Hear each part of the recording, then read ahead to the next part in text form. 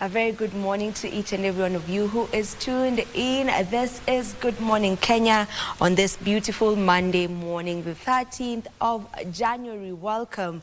My name is Vivian Degwa, and as always, it is always a pleasure.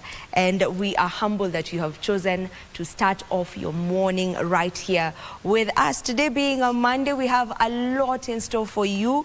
We'll be looking at what is in the news or what is making headlines in the news, as well as politics. We'll have the political segment, and later on at around 8:30 a.m. I will be coming in with a conversation on road safety, specifically NTSA and what they are doing matters road safety. And I will be joined in studio by the Director Road Safety NTSA, that is Dr. Andrew Kiplagat. And then later on we'll also have a different conversation, and this is on career choice and consequences. This is just the right time to talk about that, because I mean, we know the KCSE results were out, so Form 4 leavers are out, and they're beginning to just get to decide on what they will be picking when on the advancement of their education. That is whether they'll be going to university or colleges. And to speak on that matter, I will have one Dr. Catherine Maina, who is the career coach, Kuza School of Life, and lecturer, Kirinyaga University, as well as Professor Helen Kiende Mberia, who is a life who's also from a life and career coach, Kuza School of Life, and she is also the principal, Jake Ward Karen Campus. You definitely want to stay tuned for that conversation. That is career choice and consequences. Right now, I'll hand you over to my colleague, Mike Megwe. Good morning. Good morning, Vivian. That is a very interesting conversation that you're going to have, given that now from people who sat for the KCSE last year, their results are out, and it's time to forge ahead and decide the career that they want to take. Away from that, a lot has happened in the political scene, including a presser by the CS Public Service, that is Justin Muturi, who has condemned abductions, and that raises more questions than answers. And also the abduction of Tanzanian human rights defender, that is Maria Sarungi, still raises questions on the security of Kenyans and also foreigners in this country. Given that the weekend was politically packed, we saw leaders speak in different forums, some of whom have said President Ruto is one who is not going to go for a single term. But the president also dismissed that talk, saying he is more focused on delivering his manifesto to Kenyans. So that is those are some of the things that we shall be looking at in our political segment, where we look at everything politics and everything in between. I'll be joined by Julius Wambua, with the national chairman, Peak Party, and also Thomas Omao, who is a political analyst, and Imran Mohammed, a youth leader, and also Dr. Rotich will be joining me here in studio in our political segment to talk about what is affecting the country. You know, good morning, Marie. It's Happy New Year, because we are seeing you for the first time this year. Yeah. Indeed, Happy New Year to you. Happy New Year. Yeah. How did you cross the year, Vivian? Very relaxed. Yeah, I had a really quiet one. Went to church actually, and then came back to the house and had a really quiet one, but it was a good one. I crossed very well. How about you? I actually also had a quiet one. I was just at home. I decided it's going to catch me in my sleep. So I woke up the next day. It was the 1st of January 2025. So I'm happy. I mean, we thank God for the new year. Our plans are our plans, but God's plans are His plans. Yeah. So we are hoping for the best. Like I always say, at a personal level, be better, do better. That has always been my mantra. Exactly. What about you, Mike? Mine was uneventful. I also spent some time in church and went back to the house. Yeah, nothing much. I did nothing much, but I was glad to see the new year 2025, and I look forward to what it has to offer. Indeed, Yeah. indeed. We hope for the best, as we also do our best. So thank you so much once again, back at home from wherever you're joining us. This is Good Morning Kenya, and of course I wish you all the best in this new year, hoping that you can actually achieve all, if not all, at least some of the things that you've planned. But remember, God first. So I'll be bringing you up to speed with what is happening in as far as the news is concerned. And top in the news this morning, the government plans to commit 4 billion shillings in the next financial year to overhaul Nairobi's road infrastructure. Public Service Cabinet Secretary Justin Muturi condemns abductions, even as his interior counterpart, that is Kipchumba Murkomen, maintained there is no policy for forced disappearance. It's all systems go as preparations enter the penultimate stage, that is ahead of the Continental Showpiece. I'm bringing you details of these and much more in this particular bulletin. But let's begin there, where President William Ruto has committed 4 billion shillings in the upcoming financial year to overhaul Nairobi's road infrastructure as part of efforts to ease traffic congestion. Speaking in Dagoretti North, President Ruto said the funds will be used to construct new feeder roads and rehabilitate old ones to enhance the city's overall transport network. Let's get the details with our reporter, Jacqueline Macharia. Speaking during a Sunday church service at the United Pentecostal Church of Kenya in Dagoretti North, Ruto assured Nairobi residents that the stalled road projects initiated by the now defunct Nairobi Metropolitan Services would be completed. Kabla ya mwisho wa mwezi huu, we are finalizing the contract so that we can roll out the modernization of Nairobi River, tuweke barabara ya sawasawa, tupanue ile mto, tuhakikisha kwamba kuna mahali pa kuishi, kuna walkways ya wananchi. We will make something you have never seen in Nairobi City. In addition to infrastructure upgrades, Ruto also focused on environmental concerns, specifically the Nairobi River, which has been plagued by pollution. He pledged to clean and restore the river to its original condition within 2 years. Nairobi River hapa, watu hawajui katikati ya mji wa Nairobi iko sewage. Hiyo river imekuwa sludge. Inapitia kwenye estates, inapitia katikati ya mji. On education, the president unveiled plans to allocate 1 billion shillings in the next financial year to build more classrooms across Nairobi County. This will complement a similar amount earmarked for 5,000 classrooms this year. Watoto wengi Nairobi County bado hawana nafasi ya kusoma vizuri. And that is why niliweka affirmative action. After the church service, the president visited Nairobi School, where he inspected the ongoing construction of a science complex, 2 dormitories and 8 classrooms. Ruto reiterated his commitment to overseeing the largest education reform in Kenya's history. He highlighted that to date, 76,000 teachers have been hired, with plans to recruit an additional 40,000 teachers by 2027.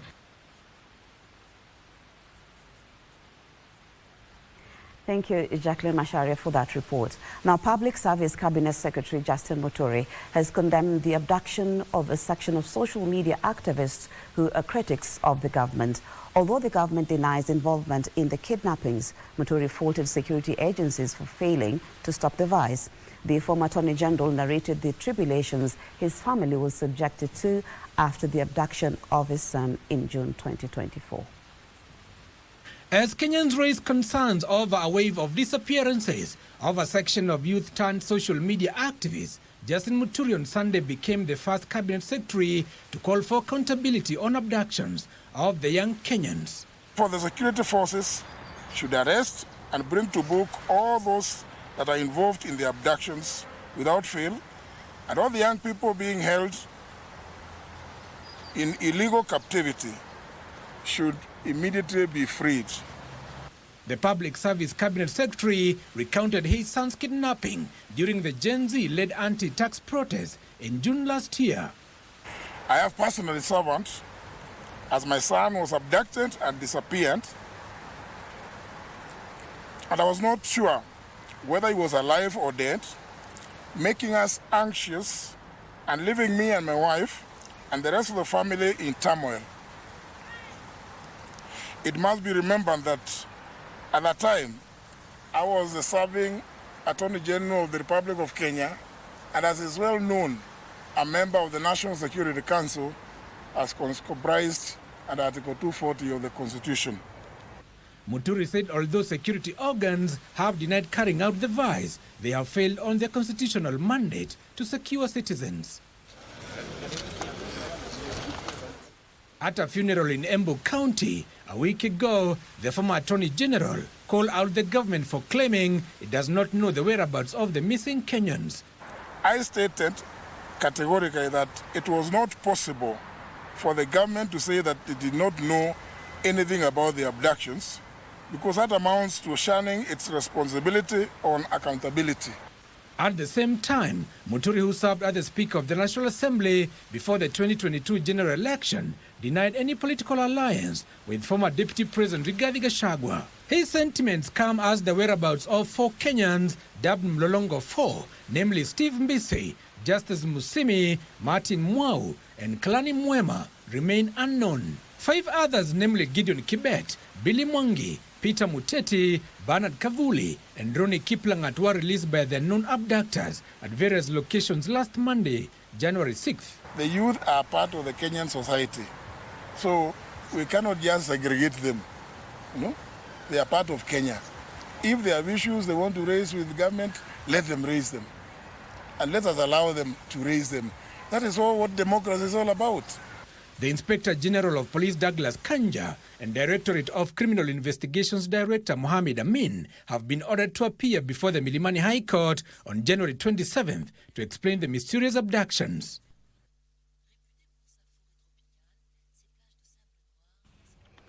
Thank you, Giverson Minor, for that report. Now, still on the same note on abductions, there is neither a government nor a National Police Service policy for abductions, Interior Cabinet Secretary Kipchumba Murkomen has said. Now, the Cabinet Secretary has, however, cautioned Kenyans against the misuse of social media and emerging technology to threaten those in authority. Murkomen has, in the meantime, defended police against accusations that they have failed in their duty to Kenyans. The government is tonight defending itself against allegations that it is abetting the abduction of Kenyans. At the center of the storm is the National Police Service, which has been accused of indifference and has turned a blind eye and allowed an illegal group to reign terror on the perceived critics of the government agenda. I want to assure you, and I know, that even as the debate is raging on public, on social media, and anywhere, there is no government policy. Neither is there a police service policy, neither by the command of the police nor the ministry itself, for abductions in the Republic. Internal Security Principal Secretary Dr. Raymond Omolo eyed the youth to pick positive examples and use them to build a desirable future. There's a big challenge. Bishop talked about our young ones taking after what we do.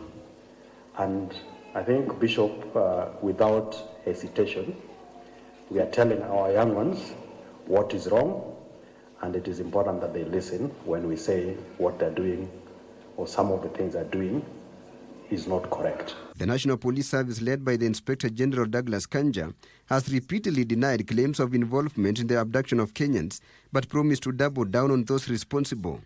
Interior Cabinet Secretary Kipchumba Murkomen said the government is committed to improving the welfare of the National Police Service and would work to ensure the police are well equipped to deal with the emerging security challenges. Murkomen was speaking during a church service at the Administration Police Training College in Embakasi, Nairobi County. Tilio Marco reporting there. Away from that, former Deputy President Rigathi Gachagua has called on the international community to exert pressure on the requisite authority to reconstitute the Independent Electoral and Boundaries Commission. Gachagua claims delays in the recruitment of IBC commissioners is a scheme to deny Kenyans their democratic rights. Former Deputy President Rigathi Gachagua attended church service at AIPCA in Dandora, Nairobi County, where he sought intervention of world leaders over the formation of Independent Electoral and Boundaries Commission. The absence of IBC is a pointer of a scheme ya ile maneno ambayo inapangwa. And we want to appeal to the international community to put pressure on President William Ruto and the Kenya government so that IBC is constituted as of yesterday. We want to ask the newly elected president of America, Donald Trump, atusaidie. Tunawaelewa na tunajua ile kitu wanajaribu kufanya. Number one, wamekataa kuweka IBC. Ndio wajaribu kuona kama watazuia elections kufanyika 2027. Hiyo tunawamulika sana. Sasa hivi tunaongea, hakuna kijana hata mmoja amesajiliwa katika orodha ya kupiga kura kwa miaka 2 ambayo imepita. Hii wiki inakuja tunachangamkia hiyo maneno na hata hiyo tunapeleka kotini. Rigathi also faulted a section of politicians allied to the president for using political platforms to insult critics of the government. Huyu mheshimiwa umetoa hapa Garissa ametukana wa mama. Ile matusi ya wa mama inafanya sisi tulie machozi. There is something you can never say about our women. Na mimi nikiangalia rais hapo nimeona anacheka. Hawa vijana ya kwako ya Rift Valley wanatukana kila mtu. So much as you are telling us that we have not brought our children up well, before you remove the speck in our eye, remove the log in yours. Na nataka kuambia mahali tuko sasa hivi ni lazima tujipange.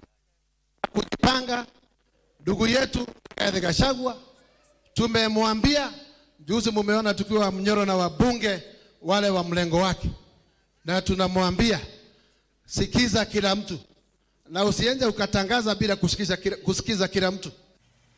The leadership vacuum at IEBC was occasioned by the resignation of 4 commissioners, namely Juliana Cherera, Francis Wandera, Irene Masit and Justus Nyang'aya, who disputed the 2022 presidential election results, and the retirement of Chairperson Wafula Chebukati and 2 other commissioners, Boya Molu and Professor Abdi Guliye. Meanwhile, a section of the clergy in Kakamega County is urging the government to involve religious institutions in mobilizing Kenyans to embrace Taifa Care. Africa Divine Church Bishop John Chabuga noted Social Health Authority registration is still low. Tuwe na ushirika mzuri na serikali, tuombee hii serikali. Serikali ya Kenya ikianguka hata wewe umeanguka. Serikali ya Kakamega County ikianguka hata wewe umeanguka. Sababu ulitumia bidii kuisimamisha imara. Kuna wakati wa uchaguzi itakuja na wakati huo sisi tunajua ndio kila kazi itaendelea. Sentiments echoed by Kakamega County Governor Fernandez Barasa. Viongozi ambao wamekaa hapa, wengine wanakatwa shilingi 40,000, wengine wanakatwa shilingi 30,000 kila mwezi. And the only way hizo pesa zitawasaidia ni mkijisajili kwa Taifa Care. The Ministry of Health says about 17 million Kenyans have so far registered for the medical scheme. To matters education now, where the 2024 Kenya Certificate of Secondary Education KCSE results have been received with jubilation as some of the top performers across the country mark their academic success despite facing many challenges in their studies. Among the standout students is Beatrice Wangeshi from Dururumo High School, whose achievement has inspired many, scoring an impressive 82 points. Wangeshi, the top-performing female student from the school, has shown that determination can triumph over adversity. Living in a dilapidated house with her mother, Esther Wanjiku, and 8 siblings, Wangeshi faces constant security threats. Yet, despite these challenges, she remained focused and achieved a remarkable A grade of 82 points. Sikutarajia, ni kama kiloto. Hata tulipiga juu sana saa ile tulisikia hivyo. Nikafikiri ni mtoto wa wajiko ama ni wa nani. Tukaruka kuruka na marafiki yangu. Wangeshi continues to pursue her dream of studying medicine at Harvard University and is now calling on well-wishers to help her turn that dream into a reality. I hope so. I will manage to go to that school and pursue my dream. I've really wanted to go, but the little challenge that I have is when I think of the school fees that is required for you to do medicine. It gives me stress because, as you can see, the situation here. But I know I will manage it through well wishes. Meanwhile, 21 out of 26 orphaned students from Mango Trees Girls School in Karachonyo constituency, Homa Bay County, also marked a milestone, securing direct entry into universities. This milestone marked the success of the school's first ever KCSE cohort, with students attributing their success to the transformative support they received at the institution. Students who know why they are in school, they really understand their background, and therefore they are pushing so hard to change the home. They're pushing so hard to change the environment and the situation at home. And students from 25 day schools in Quisero constituency, Kakamega County, will now benefit from a subsidized education program requiring parents to pay only 1,000 Kenya shillings for their children's education per term. Kuanzia leo hakuna mtoto wa Quisero day scholar ambaye atafukuzwa shule. The initiative, spearheaded by Quisero MP Christopher Aseka, aims to ease the financial burden on parents while ensuring access to education for all learners in the constituency. Indeed, with determination, you can achieve anything. So congratulations to Beatrice and to all the KCSE candidates who did well in the examination. All the best in their endeavor. Now, still staying with matters education, they say that with faith of a mustard seed, you can move mountains, and that a dream doesn't become reality through magic. It takes sweat, determination, and hard work. Well, that's the story of one Simon Kioko, an 18-year-old student who financially labored to beat the odds and post impressive results in the recently released Kenya Certificate of Secondary Education results. Let's take a listen. At the Kathekakai Secondary School in Machakos County, we joined tens of students, teachers and parents to celebrate students who performed well in the 2024 KCSE examination.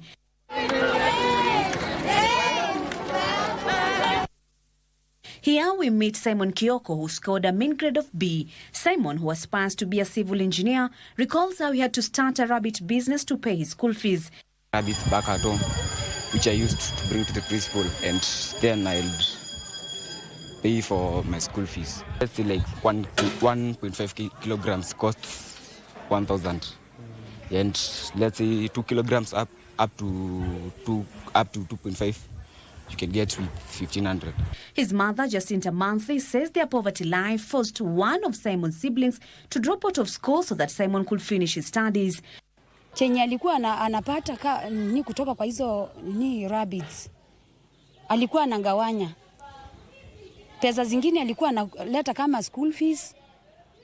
Juu tuko na shida, alikuwa tusaidia kama kutununulia chakula. But Simon is not the only student who encountered hurdles in school. Faith Mbithe from the same school faced immense challenges while sitting for KCSE exams. Despite battling a heart condition that requires a surgery in India, Faith defied the odds and achieved a C-. Nikiwa shule na zingine nawezaona nashinda peke yangu nikiogopa wanafunzi wasikie kama napumua sana. Saa zingine hadi mwalimu akiwa class na nyamaza hadi akiniuliza kitu hata kama najua. Naomba mnisaidie kwa sababu ako na shida na mimi sina pesa, ni kibarua. Ninafanyanga kibarua tu. Brian Mutinda and Augustine Kioko, who also scored a B, said their high school journey was not a smooth one either. I faced some challenges like school fees, walking long distances to come to school. If there is any well-wisher who wants me, to pursue my career, he can do so. The school principal, Margaret Owaka, disclosed that the poverty level is high in the area, calling on the government to release capitation in time. Government could make sure that even that capitation that comes, it comes in good time, so that the principals can find time, even buy food, an extra coin here and there, buy students some food, so that when they are eating lunch break, they get full. Indeed, congratulations once again to all the KCSE candidates. Now to our counties, where police officers in Kilifi County have apprehended a driver working with the devolved unit's health department and recovered stolen medical supplies valued at 100,000 shillings. Details in our county news roundup. The arrest of the driver followed a tip-off from members of the public about the illegal sale of government-procured drugs at a private pharmacy.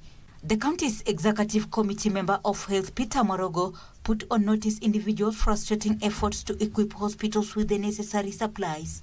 Hii tunataka kuambia wananchi kwamba ni onyo hasa kwa staff ambao wanahusika na jambo hili, na pia tungependa kuita mwito kwa wananchi pia wawe vigilant wanapoona kitu kama hicho, wanatufahamisha. Hivi sasa tunavyosema, huyu sasa si mfanyakazi wetu tena, yuko chini ya vyombo vya usalama. A 55-year-old fisherman drowned at Kananga Beach in Homa Bay town after falling from his boat during a fishing expedition on Lake Victoria. The man, identified as William Juma, was reportedly returning from Nduru Beach in Mbita sub-county after a late-night fishing expedition. Tunaomba wavuvi wenzangu, tafadhalini, kama tunaenda baharini, tuache kwenda baharini usiku. Pili, tuache kwenda baharini mtu mmoja mmoja. Saa zingine maafa kama haya yanaweza yakatokezea. Kama mko watu wawili, mmoja atamsaidia mwenzake. In Kisii County, laboratory technologists who downed tools since December last year have called off the strike after signing a return to work formula with the county government. As government, whether it is a CBA, whether it is no CBA, we shall continue recognizing and rewarding our employees, because it is their right to get these promotions. Solidarity forever for the union. We look at sports now, where Sports Cabinet Secretary Salim Vuria has confirmed that the country is ready to host the African Nations Championship as the stadiums are in proper condition ahead of the tournament. The African Nations Championship, to be co-hosted by Kenya, Uganda and Tanzania, will kick off on the 1st of February. Speaking after the stadium inspection, Sports Cabinet Secretary Salim Mvurya stated that Nyayo Stadium is already done, while Kasarani Stadium is 90% done and will be done by Wednesday next week. The hosting of CHAN is in good progress in terms of the infrastructure preparation, and therefore I would like to urge all Kenyans, we will be urging them as we near the tournaments themselves. But we want to urge them now to be inspired, from the 1st of February to turn up in large numbers. The CS also noted that not only the hosting stadiums will be renovated, but his ministry, together with the national government, have a plan to upgrade all stadiums in the country. Immediately after CHAN date, we will just embark on preparation for AFCON. So as government, we are very happy. And also with the partnership, the inter-ministry, the Minister of Sports and also Minister of Defense, which is very key in the supervision. After the stadium inspection, the CS, accompanied by Principal Secretary Peter Tum and FKF officials, toured Kenyatta International Convention Center, where the CHAN draw will be conducted on Wednesday. And Kenya's Angela Okutoi missed out on her first tennis single title at the ITF W35 Women World Tennis Tour after going down in 2 straight sets to Joanna Garland of Chinese Taipei at the Nairobi club. Okutoi collected 23 points for making it to the final, while her opponent Garland won 35 points for winning the title. Kenya's Angelo Kutoi was not at her very best in the final of the ITF W35 against Joanna Garland as she suffered a 2 straight sets loss to her opponent. In a first set completely dominated by Garland, Okutoi was broken early in the set and only managed to overpower her opponent from Chinese Taipei once, losing 6-1. She upped her game in the second set but was again broken early as Garland remained in total control to win the second set 6-4 and take the title. Okutoi was pushed to 3 sets in her semi-final against Polish Zuzana Polikoska, but she managed to win 7-6, 3-6, 6-3 to book a final date against Garland, who also needed to go the full distance against Vicky van der Peer, coming from a set down to win her semi-final 7-6, 4-6, 1-6. Okutoi now collects 23 points for making it to the final, while her opponent Garland takes home 35 points for winning the title.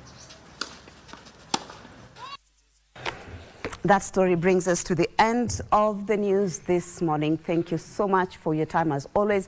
But in case you missed it, the game between Arsenal and Manchester United, Manchester won. You know, my colleague Vivian was quite happy. She's a Manchester United fan. So they won 5-3 against Arsenal. And I saw someone post somewhere that maybe Arsenal needs prayers. Well, I don't know about that. We'll see you again tomorrow.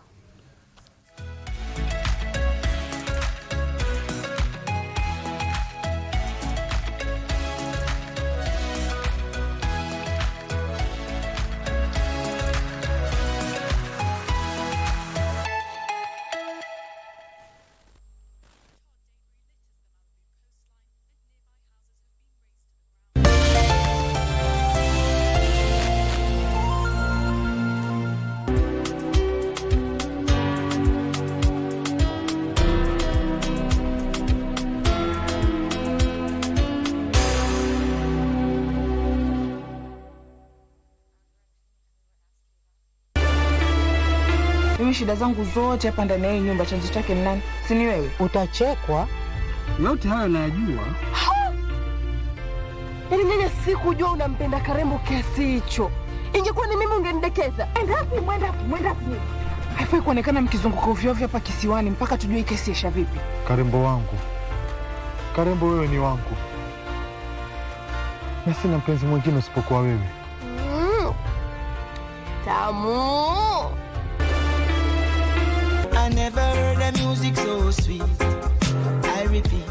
Wagwan, me brethren, big things are going. Remember, each and every Monday we have to shell down the place with nothing but the best of smooth way the vibes in your favorite station. You know these things, man. Alafu kila Tuesday, kata simu tupo side, giving you Kenyan music from the 254. And of course, you can spice up your Wednesday by enjoying blazing hot hip-hop and R&B jams. We don't got no label. She says she want bottles. Vibes and vibes as we go all across Africa, Kenya, Nigeria, Ghana, all the way to Tanzania to give you nothing but the best on Afro Thursday. Make sure you make a date with us each and every single Friday with me, DJ_Liza Diva, DJ Cold, and me, Wanjiko. This is Club One Extra. Unanifanya nisikie kunyongwa Hadija ai Mani especially ukisonga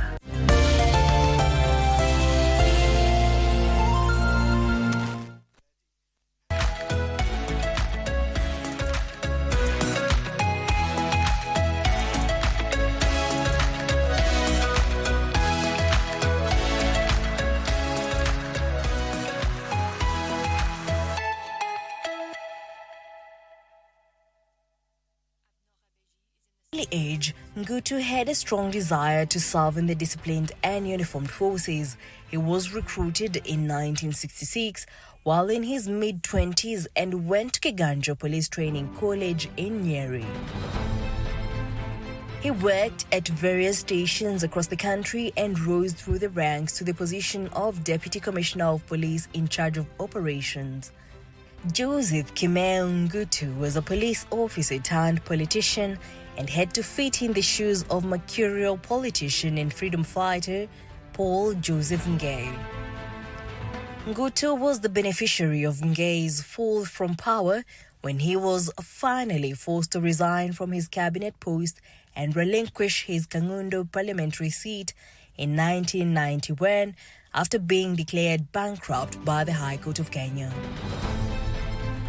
As soon as Ngei was declared bankrupt, Ngutu declared his interest in contesting the seat once it was declared vacant.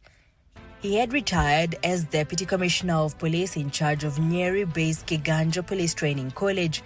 He contested the seat in the subsequent by-election and won, becoming the second occupant of the seat since independence.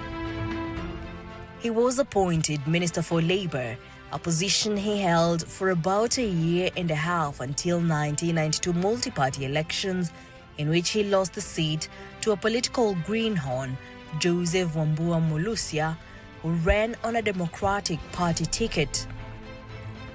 The party was led by Mwai Kibaki.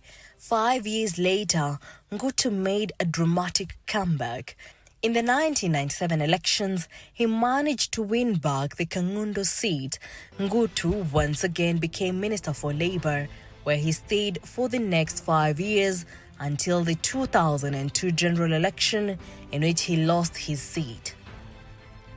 Some of the projects credited to Ngutu included the construction of health centres, Kawedhei Secondary School and coffee processing factories. He also encouraged farmers in agriculture potential areas to start coffee plantations. Ngutu worked as minister for just about a year before the 2002 general election, when he lost his seat to Moffat Maithe, who contested via the little-known Sisi Kwa Sisi party. Jackie Wimbiru, The Cabinet.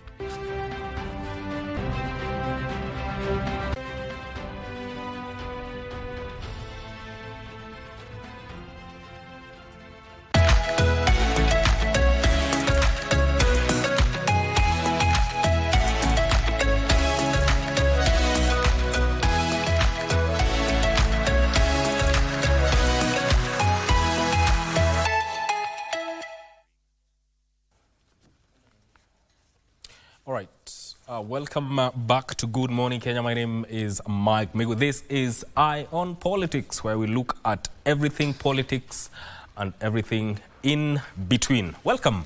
My guests are already in studio, and on my far left, I'm joined by Julius Wambua, who is a national chair, PIC Party. Welcome to the program. Thank you for having me. And also Thomas Omar, who is a political analyst. Karibu sana. Thank you, Mike.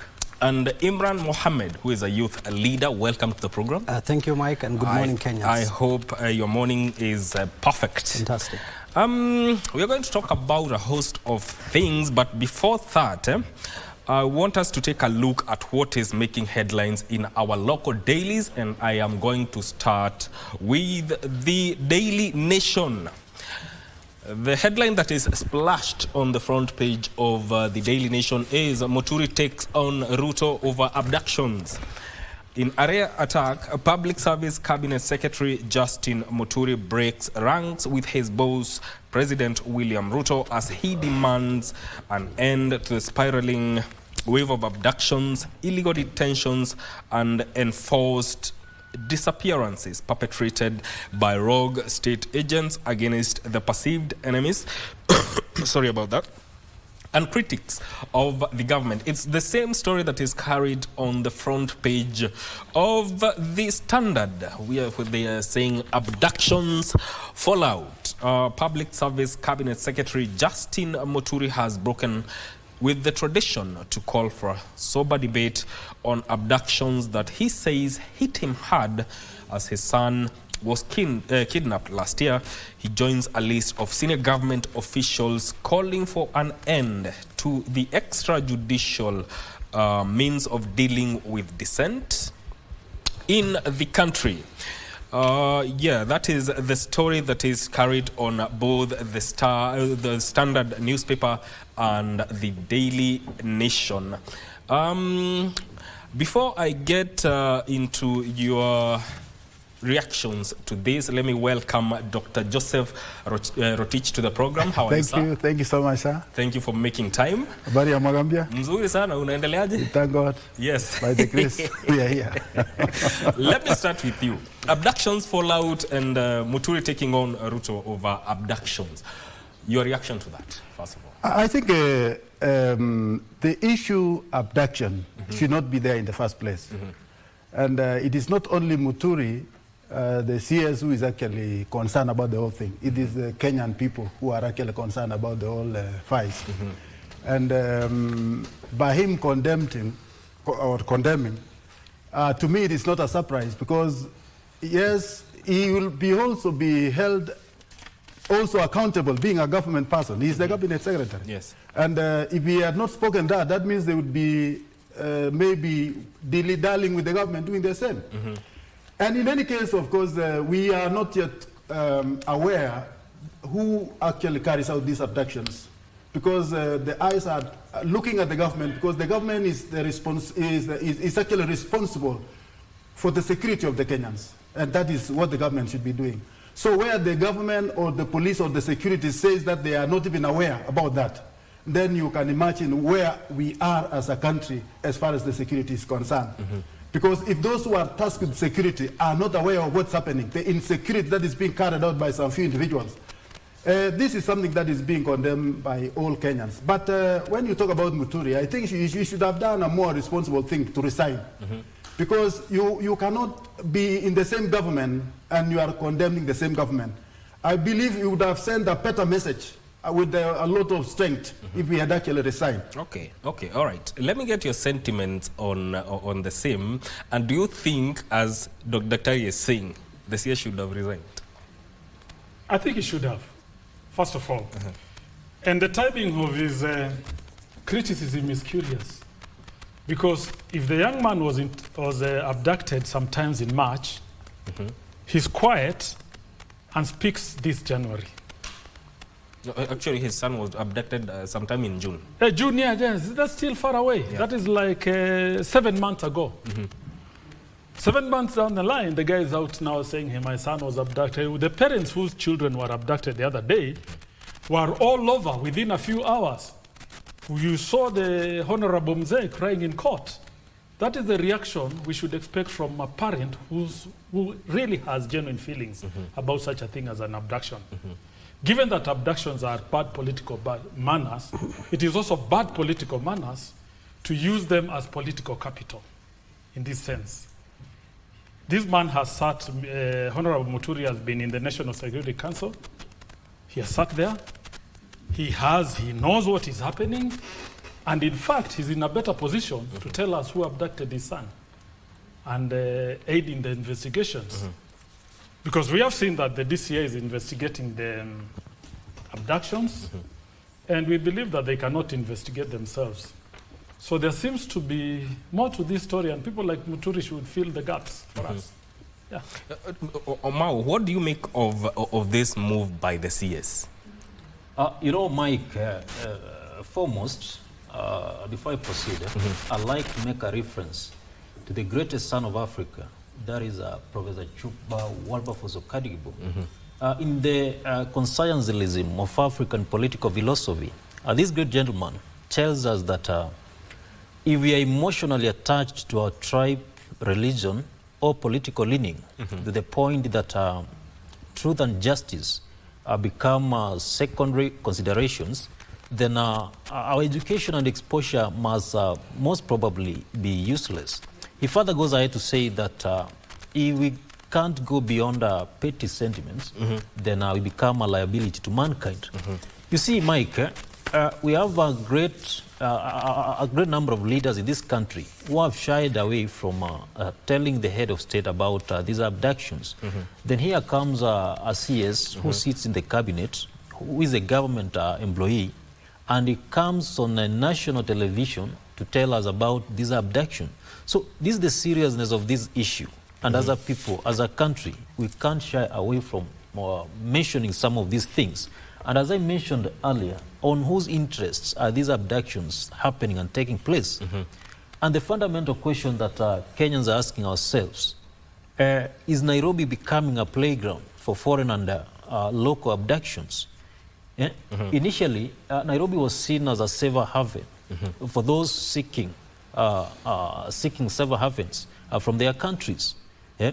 Last time we saw when Tundu Lissu, the opposition figurehead from Tanzania, when he was abducted and actually shot several in Tanzania, he came here in Nairobi to seek a safer haven.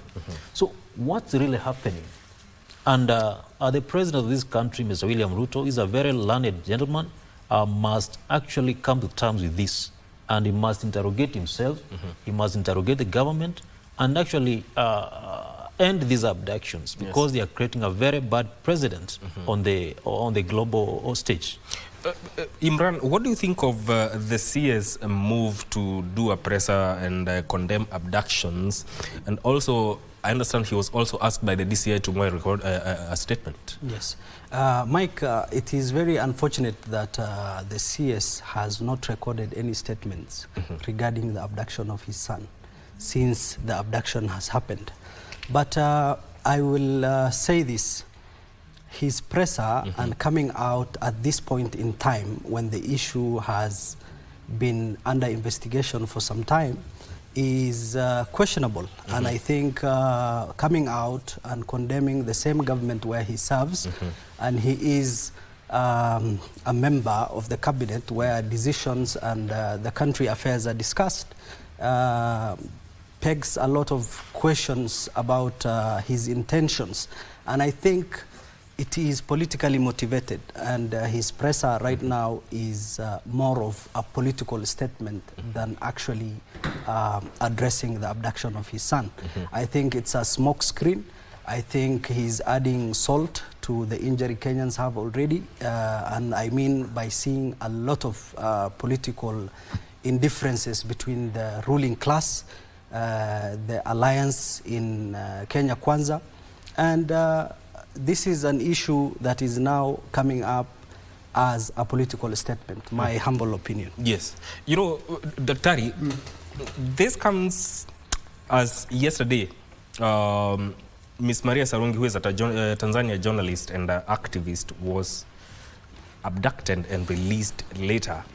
And Omao pointed out at the image of the country as at now, regarding the kind of abductions that are happening.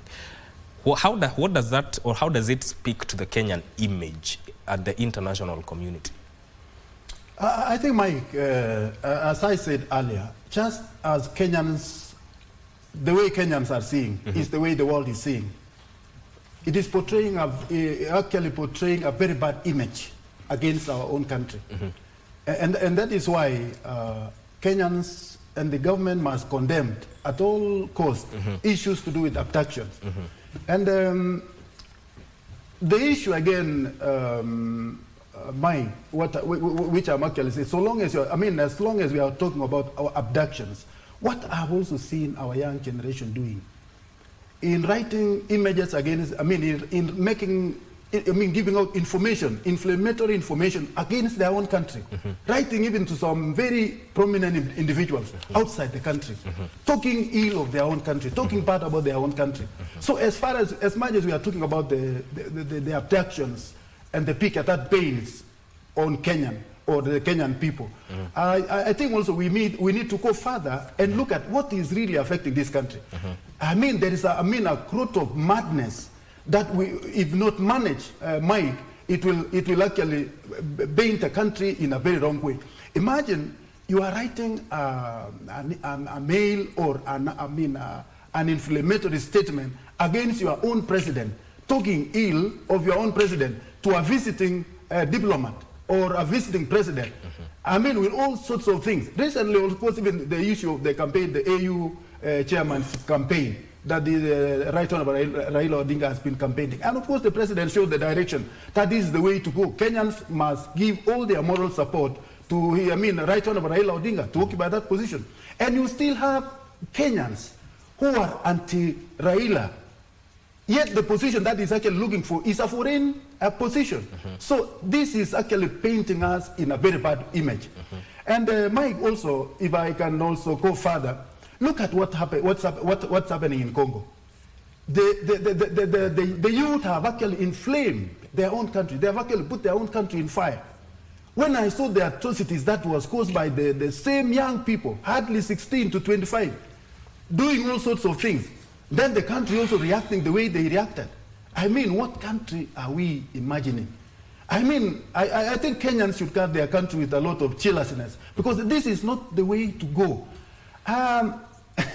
When you saw the other day, our youth portraying the president, a dead president, in a coffin, which is uncultured, un-African, and I'm asking the parents of those children who have actually been doing that to approach His Excellency the President, kuomba msamaha, because the President spoke something that I felt very bad as an elderly person. He said, maybe even those people who have actually put me in the coffin will die ahead of me. To an African, what do you exactly feel? What do you actually feel as a parent? I think it is a high time for Kenyans and the Kenyan parents to caution their own children on whatever utterances or writing that they are actually making. Because it will ban the country, it will ban create a bad image against our own country, and the future of this country will look at it. Because we have a name to guard. Mike, you are there, you are not opposed to the government. Here, I'm opposed to the government. But the government, by the end of the day, it is our government. It is where we are all feeding on. It is our country. So we need to develop a positive attitude, not necessarily abduction. There are so many other things that we must consider as a country. Julius Wambua, what do you think in terms of the way that the youths are expressing their criticism against the government? Which is the best way to go about it? I think, to my mind, we need a moral reset in this country. And the youth should be at the back of the queue. Because it's not them who started this thing. We, our generation, are the ones who have taught the youth these insults. As much as last week, an MP goes around and spews out expletives in public to the point that Ataikit is here. You know what they say? Really? That is a leader who sits at the National Assembly, who is paid by the monies these youth give taxes. How do you expect the youth now to behave when a role model like that one goes around? Let's take, and let me go a little bit further.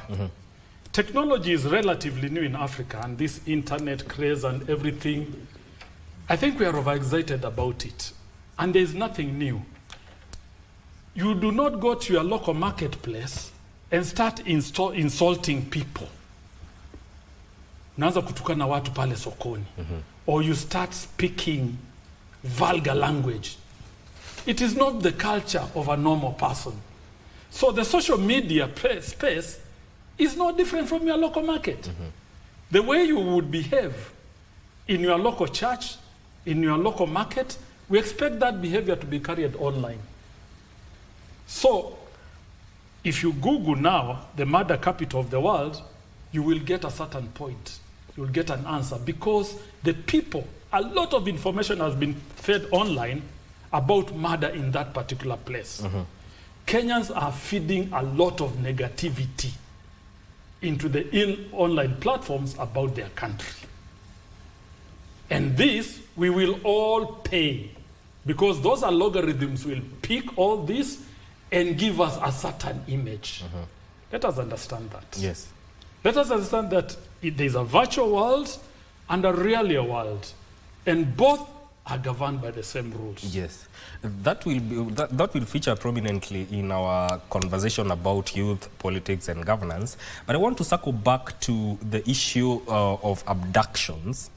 Thomas, given that Asavin CS made a presser and condemned these abductions, does it raise questions about the cohesiveness of the Kenya Kwanza administration? You see, Mike, as Kenyans and what the president and the government at large needs to question itself and also ourselves is where did this rain particularly start beating us? For example, William Ruto was massively elected by the youth populace in this country. And he was elected on a platform of transforming the economic agenda of our country, Mike. But 2 years down the line, the president has seen a turbulent ride in his leadership. So where did the rain start beating us? Number one, Mike, if we can remember, the 25th June, Gen Z uprising in the country was precipitated by the grandiose display of opulence by the political class. You know, that was the genesis of all these leadership crises, Mike. You see, we have elected people, we have elected leaders who are going out displaying opulence against the backdrop of millions and millions of Kenyans who are jobless, who are poor. So this is where the rain started beating us. So about the abductions, as I said last week, the government is trying to use this as a strategy to silence those who are against its policies. But this one is not going to work because it's creating a very, very negative image about the government. It's creating an image of a president who is actually perceived to be a dictator who brooks no dissident. So these things must stop. As Dr. has said here, Mike, you see, we have a president. Besides the constitutional role of being a president, he's also a father. He's a husband. He's a grandfather. So we need to accord him that respect. And Wambua has mentioned something here that is very serious, and we need to be very, very much keen about it. You see, as we are currently speaking, Mike, 500 Mozambicans have been shot dead by the state operatives. This is after the elections of October, in which Daniel Chapo, the government candidate, was declared the winner. So since then, we have seen a backdrop of demonstrations here and there, and many people have been killed. And as we are currently speaking, Parliament of that country is convening for 3 days. And the third day, of which will be Wednesday 15th, will culminate into the official installation of Daniel Chapo as the next president of Mozambique. So we have seen vitriolic statements from politicians of that country, and many people have been killed. And Mike, the ICC detectives is on a very high alert about the happenings in that country. So we should not go to that direction. And my urge to the president this morning is that he should move with speed to tame his political associates who are spewing vitriolic statements, like the member of parliament who has been mentioned here, Farah Maalim. Yeah?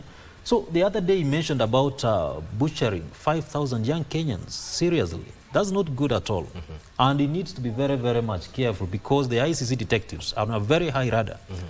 So we have a country to protect, we have a country to guard, and the image that we portray to the West and also to the global scale is very, very much fundamental. You know, initially, Mike, Kenya was seen as a regional hegemony in the East African region. It was seen as a paragon of moral and democratic virtues. But that one is waning and dying on a daily basis. So our leaders must be very, very much careful. Our leaders must actually have a feeling for this country going forward, Mike. All right, Imran, I want you to talk about, is the government or the security forces shunning accountability or accountability and responsibility in matters to do with abductions? Very true, Mike. As much as I want to say that the president, that is the head of the state, has shown political goodwill in terms of addressing the emerging issues that have culminated to the rising of the Gen Zs and the pertinent issues that are coming out, Kenyans are addressing. It is very difficult to defend the governing body that is in charge of, you know, the police, that is the IG, that is the government operating machines entirely, because, you know, how can you argue that you don't know what is happening in your own country when you are responsible for the security of this country, when Kenyans have entrusted you with the powers of safeguarding their lives and property. So I think as much as we will want to be sober in terms of criticizing the government and addressing these issues that are coming up. It is very difficult to defend the police. It is very difficult to defend the government.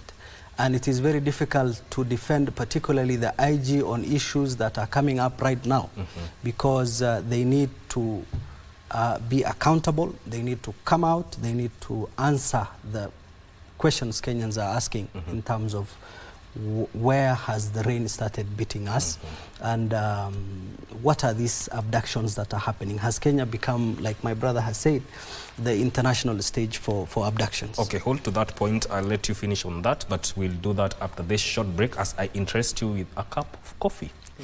Don't go too far.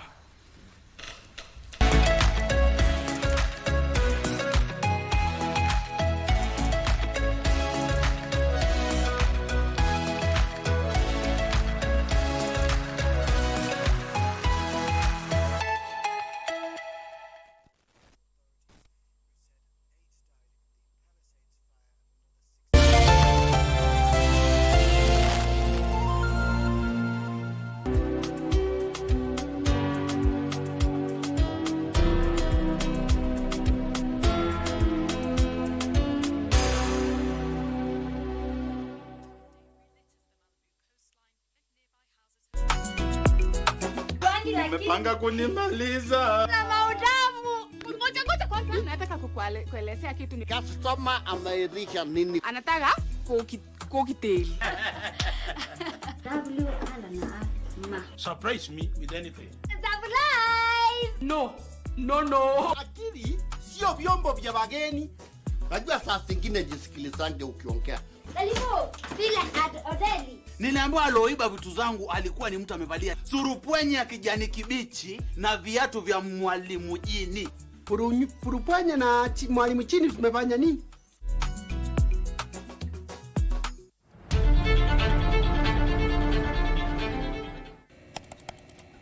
Technology has become a crucial part of our society. Without technological advancements, so much of our everyday lives would be drastically different. As technology develops, it strives to fulfill the changing needs of society. This means that technology exists to help us achieve the things that we wouldn't be able to achieve without it. Take on Tech looks at the advantages and downside of technological innovation in a world that is becoming increasingly dependent on new digital technologies. Every Monday at 10:30 p.m.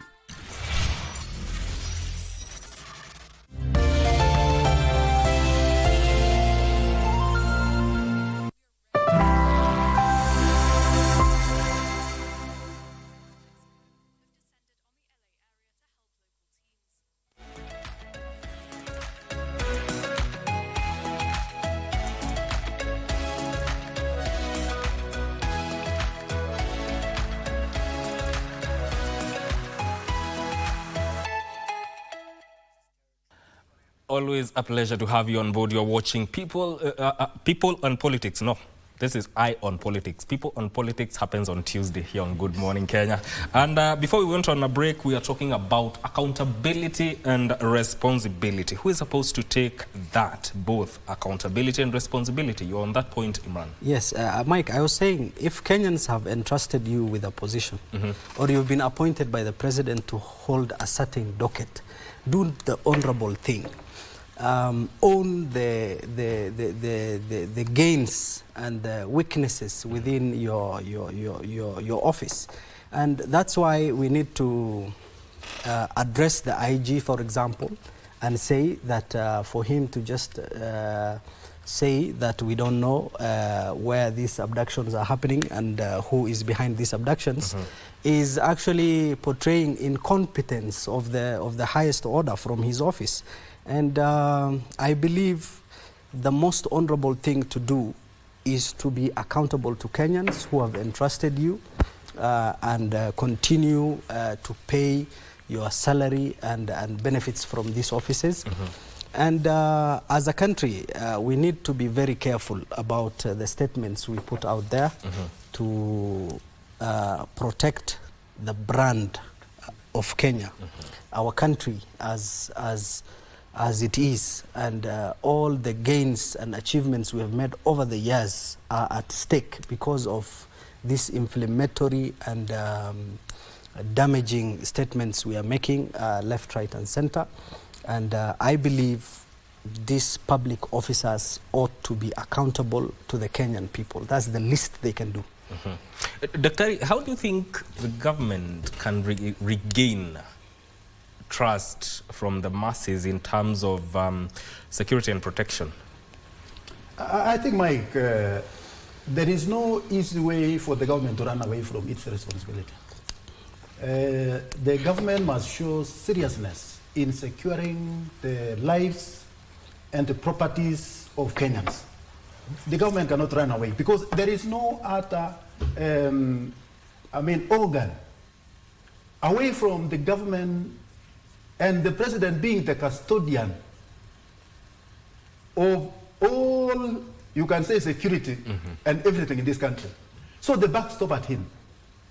Because I cannot stand and say I blame the IG, I blame the who. The buck stop at the president himself.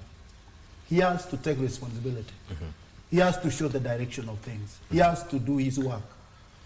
And another thing again, Kenyans must also be held responsible in whatever they are doing. Because security starts with each one of us. Security starts with you, security starts with me. And I want to tell you, Mike, as at now, we have entered a situation where I may call the media terrorism. Media terrorism in the sense that whatever our people are bombarding the country with all sorts of information. Yes, we blame our youth, but there are some who have also been in the government who are inflaming the country. We have now mixed security and politics. Take, for example, Honorable Rigathi Gachagua, the Deputy President, former. The utterances that he is making on a daily basis in our churches, inflaming the country of accusations as if he was not there the previous day. Yana is now an angel. He's a different leader. He is going to rescue this country in his imagination. Yet, whatever utterances that he makes as a great leader of this republic is just burning this country. There are others, like Mali. There are others, like I saw yesterday, Sudi, talking about, we will win, whichever way will happen, we shall still win. These are unnecessary statements, especially you are making to the public. So what should be the responsibility of every Kenyan? It is our responsibility to take care of our country. By whatever we do, whatever we utter, how we behave, how we move about, that is the responsibility of all Kenyans. And let me tell you, my friend, you are talking about Muturi. The other week, or about 2 weeks, he had been sent by the president to, have condolence to some family, a bereaved family. Yes. And as he stood up to read the condolence letter from the president, the public booed, and it's like they showed the dislike of the same. And then if you could read the body language of Muturi, Yani, it is like he was with them. Those who are opposed with them, definitely. Those who are opposed with them. So Muturi has been in the cold. Amekuwa kwa ubaridi tu ngawaje hako kwa serikali. So I think Kenyans should really tell their hearts out. Yes. We should behave and openly speak our minds and our hearts when it is due, and we speak the truth. So the security of this country depends and relies entirely on every Kenyan. And I want to tell you, Mike, mahali penye tunaelekea sahi, you will find some Kenyans abducting themselves for sympathy's sake. How does that happen? Let me explain. Let me explain. Look at the mood of Rigathi Gachagua now. He's opposing everything that the president, even a small utterance of the president, the next day in the church is amplifying for his own selfish interest, not for building up this country. And he's been talking, he has been very critical about abduction, which we are also. But have you ever asked yourself, like this case of this Kibet bull, where after having a cup of tea with the Senator Bungoma or whichever, and he disappeared the next minute, and then he appeared the next, after how many days, in a dance in some place in Kitale. I mean, somebody who has been abducted could join a dance and dance the whole night. What can you tell me? Is not an example of self-abduction? How many of the same which have actually happened in this country? So in this case, my brother, don't take everything by its face value. A lot of things are happening in this country. But I want to ask our security agents to be alert so that they can tell Kenyans, because sometimes Kenyans consume whatever they see in the media. But the reality of what's happening, what is cooking up, it could be a different thing altogether. This would be a political game that is being played before Kenyans when they are talking loud of security. But is it possible someone can abduct themselves? Look at the Kibet bull and tell me what was it. I think to add on what Daktari has said, yes. That's a good example. That's a good example.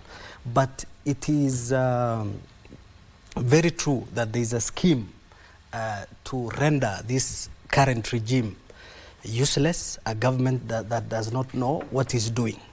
And this strategy is being deployed on the digital space by bitter political rivals of the president. And I think we need to accept it.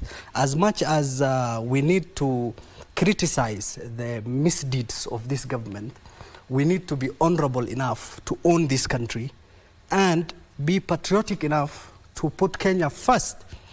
And I get a bit emotional when I talk about putting Kenya first, because I feel like right now, as we speak, the Somalis are the only community that history has vindicated that they are patriots enough. And I cannot defend the utterance of Farah. I cannot defend the recent utterance of Mheshimiwa Farah. But that comes from a good spot in his heart, because we need to own this country. But really, we need to using defend the words this country. that he used, I don't agree with the words. I don't agree with the words. But if you follow what Farah has been saying all through, from the Gen Z protest the 5,000 to right now, we all make political mistakes. We all make political statements that are misunderstood or that are inflammatory and bad. But then let me just finish my point. Yes. This is to say that the Somali community are at the front line, owning the identity of this country, defending this country, not particularly the government in office right now, but protecting and defending the Kenyan brand, the Kenyan identity. We, I think, are the only patriots that are in the front line right now, and I challenge my friends right here to love their country as well. Let Wambu of us respond, then I come to you, then I come back to you. I agree. The Somali community is really advancing the brand of this country, especially entrepreneurship, and embracing every other community. We all flock to Isili to get the goodies. But when it comes to somebody like Farah, I think he's a serial blunderer. From 5,000 to hii kiti siya mama yako. But the truth is that actually, hizi viti ni za mama zetu. Because we voted in this president, we voted in this MP. These are our seats. And unless somebody is being paid from other quarters, I don't know. These are our seats. Hizi vitu za mama zetu. Let Omao give his sentiments, then I'll come to you, Daktari. I like to respond to Daktari, what Daktari said, especially about our former deputy president. Mike, you can bear me witness that currently Wamunyoro village in Nyeri County is currently a plethora of activities. That village is very, very busy. Number one, as I said last week, Mike, we have a former deputy president who is actually as angry as an Inja tiger, trying to fight back those who are trying to eclipse his rising political star. You can bear me witness that Rigathi Gachagua, the former deputy president, is the one and only politician who rose from a member of parliament to a national stage as a deputy president. Currently, as we are speaking, Mike, that village, on a daily basis, we are seeing politicians, business people flocking that area. And that's a political strategy and a political message that the former deputy president is sending to his political enemies that he is planning and strategizing for 2027. You can bear me witness that in Makueni County sometimes back, the former deputy president told the Kamba nation that if indeed they want to be in his government, that is post-2027, then they have to register in large numbers as voters.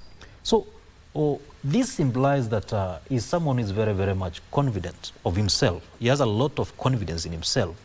And if we are not keen enough, the larger percentage of this country is believing from what is coming from the former deputy president.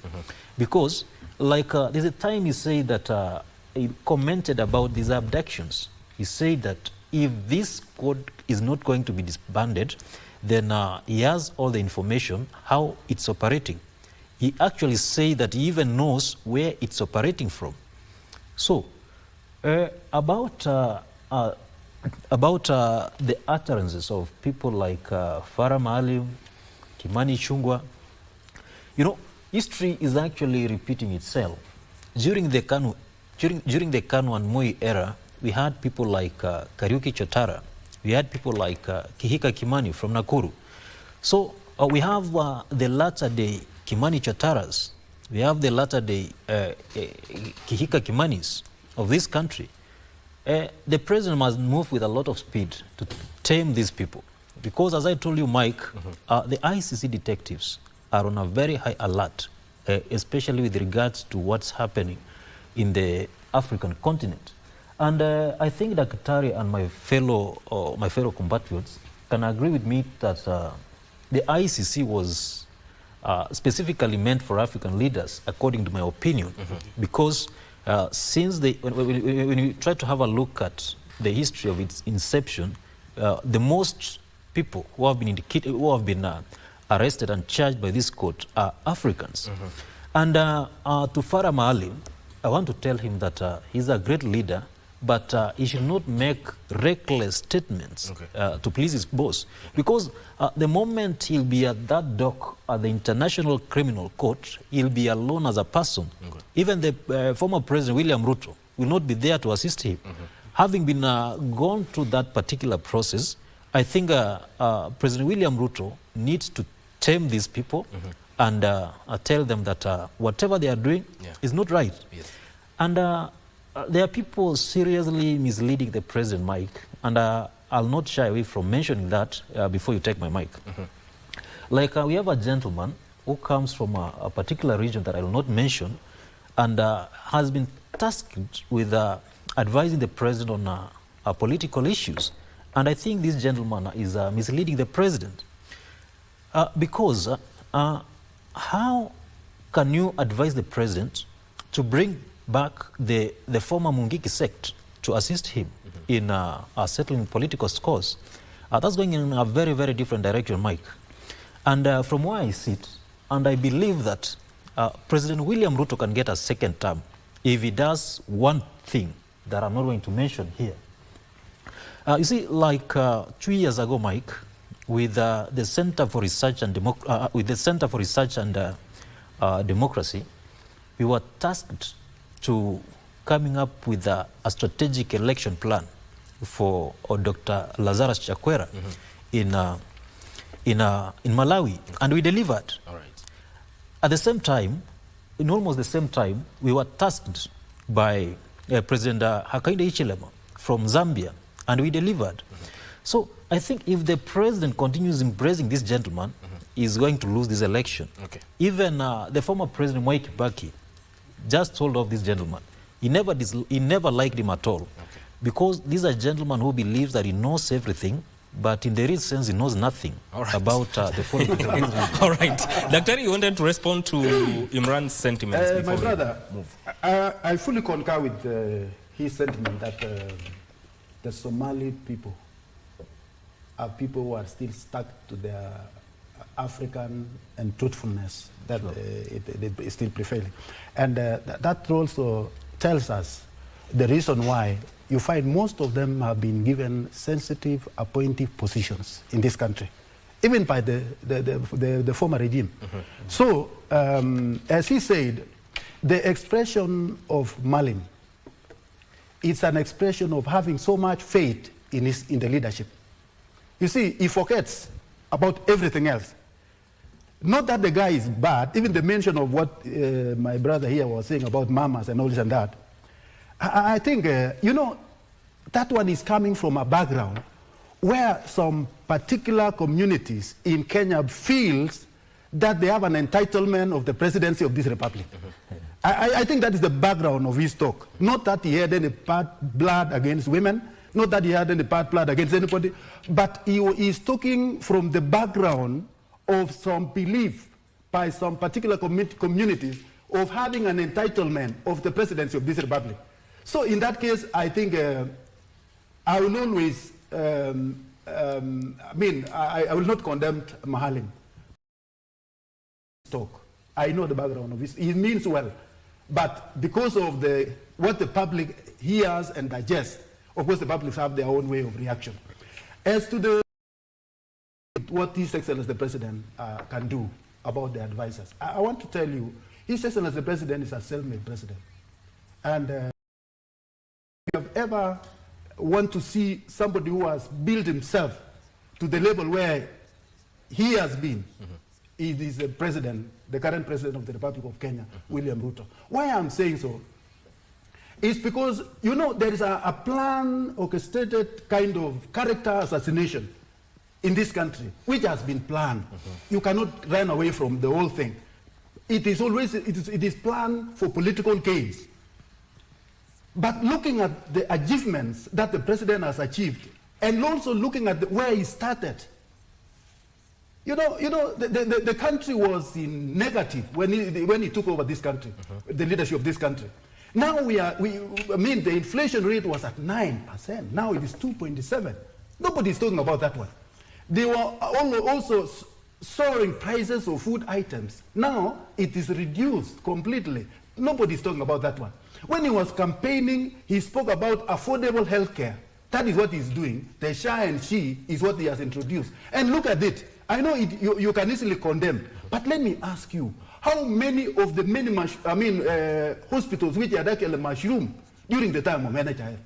It is because the fund was looted left, right to build hospitals. This kind of thing benefited individuals. They benefited private institutions instead of benefiting Kenyans. Now, when the president came up to build up a more secure fund, Shiva, or whatever you may call it, Kenyans are at war immediately. And what we are failing to understand is that this war is from the cartels, those who benefited from NHIF, the defunct NHIF. So in this case, people are not talking about the improved economy. I mean, they are not talking about that one. You just put that one behind and you bring on force what you did yesterday, what you uttered yesterday. I mean, Kenyans, let me tell you, my brother, the worst enemy that has bedeviled this country is this thing called debt. Because whatever we harvest, we bump a lot of money into debts, remaining with whatever. But who took debts? Nani alikopa hii pesa zote? Was it His Excellency President Ruto? No. It was done in the previous regime. So apportion the blame where it belongs. Number two, when we talk about... But the president has also continued to borrow money. Let me tell you. You talk about, you know, there are things that we must be open to one another, Mike. There are things that we have to be Kenyans. Not necessarily to have a feeling to blame. But look at the economy as it is now. Talk about the projects that died because of poor planning, poor prioritization in the past. I've been seeing this gentleman called Kepazo. He has done a marvelously good job portraying what the government did in the past. And those projects entirely was done in the past. The President Ruto was not the president by that time. And now all blame goes to him. Now, my friend, even if it is you, what can you do? So what we need to do as a country, can we apportion blame where it is due? If you, Mike, has corrupted a particular institution, I point at your finger, you yourself you have corrupted. But for how long are you going to apportion blame and not offer solutions? Let me tell you, the solutions are already there. Let me tell you, the solutions are already there. The economy is improving, despite of all this. Then there was this issue, the whole problem that we had, fuel. What we call, we used to do what we call what? Subsidies. Subsidies, fuel subsidies. We used to take a chunk of money of this country, the taxpayers' money. The president removed that one. Now, the fuel industry is propelling itself on its own based on the supply and demand, whatever. And that one is already done. Okay. You talk about even there were subsidies or issues to do with food items, which is no longer there. So my friends, let me tell you, what do you think in the 2 years the president has not done?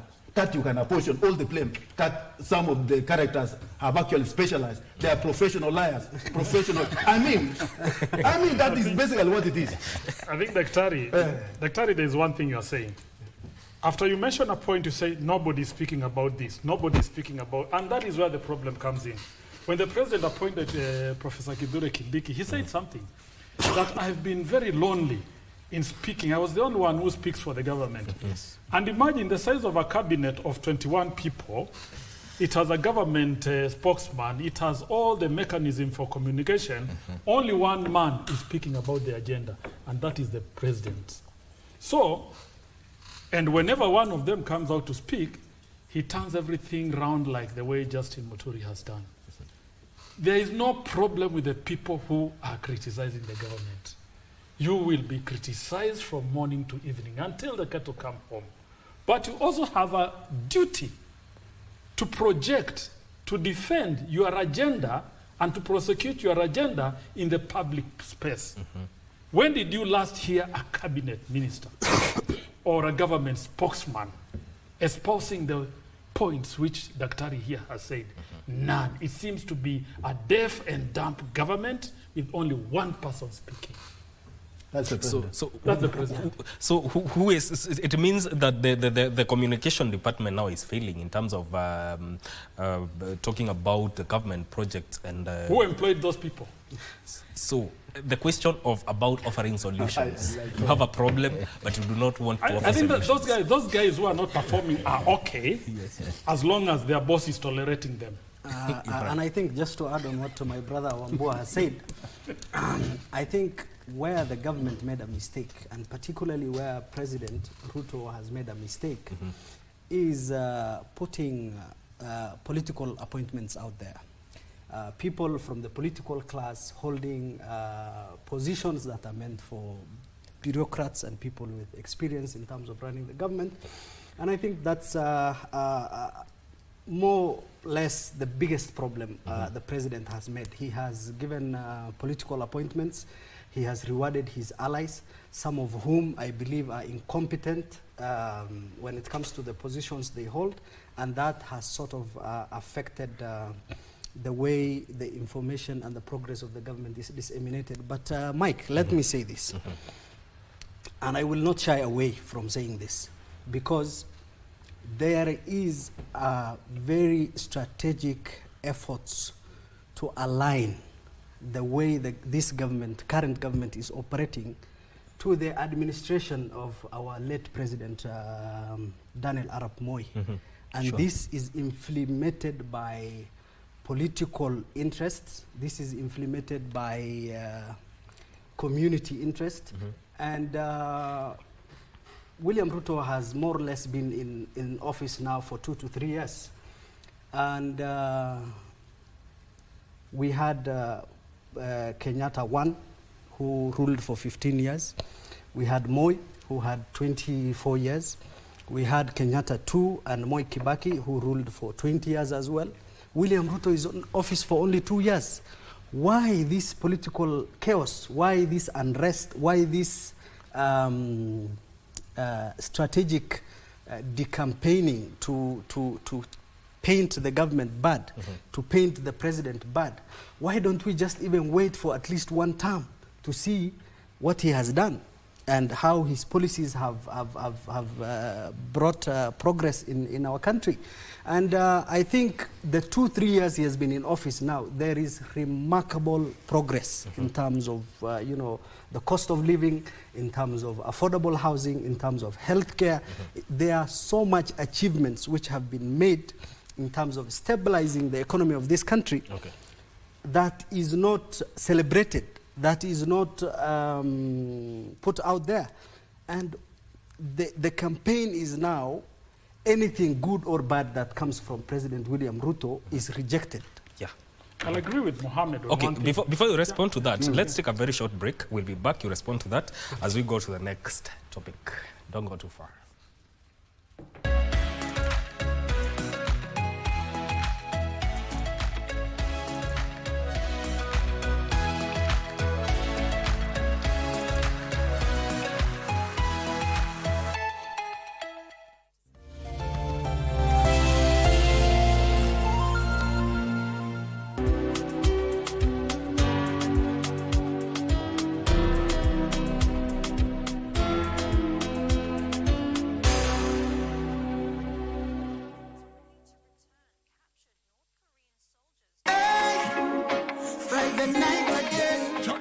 Greetings in the name of the Most High, Jah Rastafari. My good name is Marley Moses, the positive warrior, alongside... Yes, sir, DJ D-Rage, the baddest. Each and every Wednesday from 10 p.m. on KBC Channel 1 TV.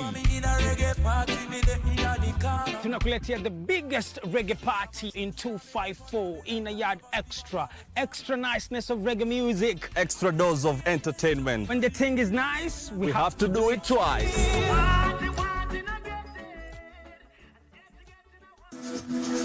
Got the fear of missing out? Want to keep up with all the latest entertainment news and latest celebrity gossip? From the latest rumors to popping events to the newest fashion trends, here is where you get all the tea or juice when it comes to entertainment, and you get it served on time. All that and so much more on Grapevine every single Monday from 10 p.m. and a rerun every Tuesday from 2 p.m. only on KBC Channel 1. Remember, if you did not see it on Grapevine, then it most probably never happened.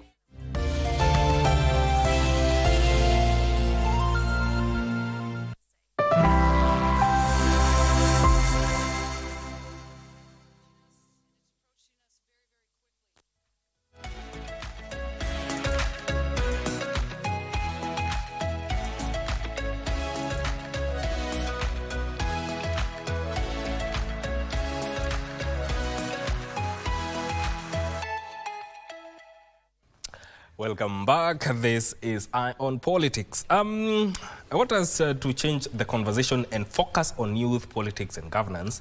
And I'll peg that on the front page of the Star newspaper. They're saying IEBC's 5.6 million Gen Z voters to tilt 2027 election. Pundits say young people are likely to have a big influence in the polls. I'll start with you, Imran. Yes, Is this a possibility? Very true, very true. And I speak for the young people of Kenya. We have demonstrated our potential during the Gen Z protests. Even though that good political narrative has been hijacked by some criminal elements and politicians, we have demonstrated to Kenyans, the ruling class, and the whole world that the young people voices count. And the number is significant when it comes to voter registration, when it comes to making political decisions in the general elections. And I think right now the next strategy for the young people of Kenya is to get registered and to go out there and vote. As much as we want to exercise, some of our youths are exercising their voting rights for the first time. As much as we are doing this, we are also very careful about politicians who want to use us again, the culture of using young people to make the same political mistakes, the same voting mistakes every cycle during the elections. This time, I think we are ready and we will make good decisions, and we will shift the voting blocks in terms of the way we vote in this country. Omar, do you see the youth of this country, given the activities that have happened in the last 1 year or so, do you see them changing their demographic numbers into a demographic dividend? Whereas I agree with my brother Mike, that will depend on whether this particular segment of the demographic will get out in large numbers, register themselves, then that will be replicated in the ballot. But Mike, before that, the youth of this country are faced with many vexed issues, starting from unemployment. That is number one. Number two, the youth of this country are also seriously disenfranchised. Why am I saying so? Majority have been overwhelmed by the whims and also caprices of the political class. During the Gen Z protests, we saw a group of youth they came together and they sent a very, very strong message, especially to the political class, that if indeed you are not able to deliver, and if not, you are not able to deliver on whatever mandate that has been given by the people, then we, the people, have the capacity to get you out of power. That message was sent home. So about 2027, I'll urge my fellow youth and also compatriots of this country that honestly we need to get out in large numbers and register as voters, because that will be the only weapon that can be used to send those leaders who are not working home. And we should also deal with the question of compromise. Like recently, I saw a splinter group of a particular segment of the youth. So this also begs another question.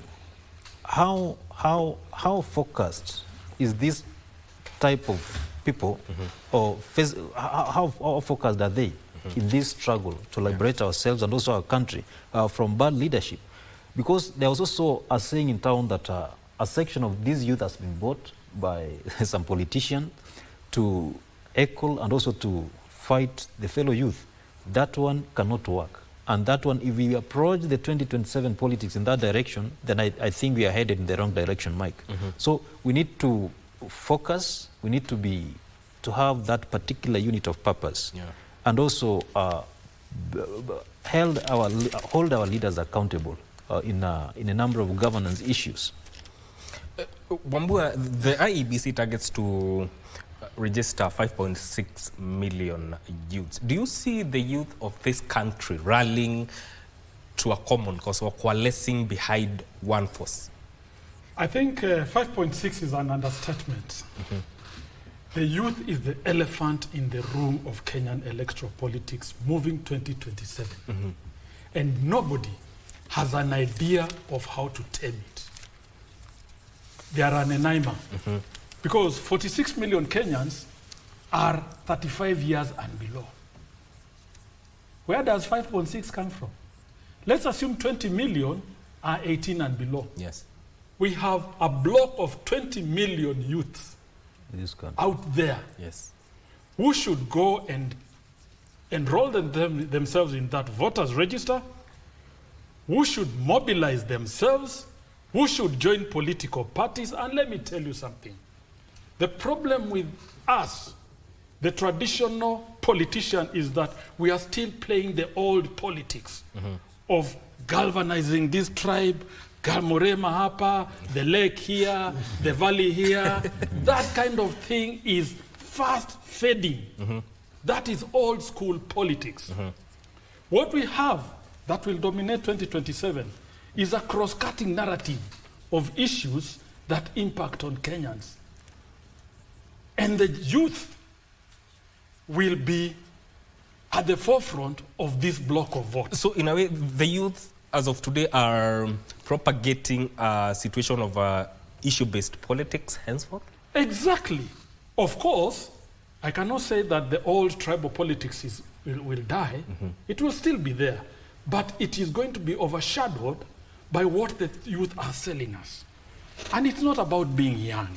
It's about having onboarding your politics onto the narrative that is dominating the country now. The problem, as I've said, nobody in the traditional mold of politics knows how to deal with the youth. There was an attempt by the president to engage them on X, and I think it just ended there because it becomes complicated. Yes. Daktari, how would you rate the involvement of youth in matters of governance today in the country? I think, Mike, the way I look at the youth of this country, if I was to reason at the time during the peak of their demonstration in this country, I would have reasoned it differently. But as it is now, I'm reasoning it differently. The first reason that I had was that these youth coming together will pose a challenge in the next leadership. They will have a leader of their own, of their own choice. But after some time, the same fire, the same vibrance that they had has actually died out. And they actually ended up in their own tribal cocoons. So politicians have already, they have read their minds. And they are now singing their tune. But not singing their tune to join them. They are singing their tune to bring them on board. They behave like they love them because they are many. But it is a lure. Take, for example, my brother, what happened recently. You saw there was a church service somewhere in Eldoret where one of the youth appeared there and everybody was applauding. Now you have come. The rest were locked outside. And then you mean vijana wengine wanapiga, oh, why did you go and all this and that? Then you find this one also is aligned to so and so. This one is aligned to so and so. So my biggest worry is that the very unity that they showed in the first place has dissipated. It is dead. And I'm not foreseeing any big challenge. And you saw recently, my brother Mike, during the New Year celebration, when the president spoke. And the dance that was there, see, the dance that was in Kasongo, whatever. The president was dancing Kasongo. What does that mean? He may not defeat the youth, but he can join them. By joining them, he will lure them, and by the end of the day, he will be with them. There was Anguka Nai, the song that was sung for him somewhere. You heard that was Anguka Nai. And the friends, his section and the president danced that tune. What does that mean, my friend? So it means that whatever the youths are doing, they must be more careful. Because their very vibrant approach that they had initially has died. Imran, and now it will be divided. And come the year 2027, I'm not foreseeing any big threat. I'm only seeing a group of youth actually aligning themselves with their own tribes. This is our man, that is our person. Something that we never saw during the first demonstration. So it is a very dangerous. If they don't come up, if they don't think the way they thought last time before they came for demonstration, I'm not foreseeing any threat to them. Imran, I want to ask you something. He has mentioned that the vibrance that they had last year has died down. And also, is it true? And also, the fact that they identify as tribeless, leaderless, and whatever, is that a disadvantage to them? Well, I will say no, that the vibrance has not died. We are stronger than ever. We are a simmering and a magma that is ready to erupt to change the political narrative of this country. But let me tell you this, the youth are not the enemies of Kenya. The youth are not the enemies of the president. The youth are not the enemies of the ruling class right now. We have issues that we have brought out to be addressed. And what did the president do? Even though he has shown goodwill in terms of setting up a task force, in terms of coming online to discuss issues with the youth, what has the president done? He has misunderstood the youth narrative as a political problem. And he has gone ahead to incorporate the political class into his government. And I think that's where he made a mistake. The youth are still out there crying about their issues, about this governance problem, inclusion issues that are there. So we are getting stronger than ever. And some of the youth are not only planning to register and vote to change the narrative in 2027, we have also decided to step up and take leadership positions, to vie for elective positions, to go and seek positions so that we can change this political class that sort of hold us back and pin us down all the time, to change our genuine and authentic issues as young people. Okay. Omar, what are the chances, especially for youth that will contest for political seats in the coming election, given the kind of politics that are run within this country during the electioneering period? You know, Mike, when we have a look at our country, you know, as I said earlier, this is a developmental state. And being a developmental state, unlike developed states like the United States of America, whereby politicians and also those in the political class, when going for political positions, it's actually the public that fundraise for those political campaigns. So that is not the country, that's not the case for our country, being that this is a developmental state.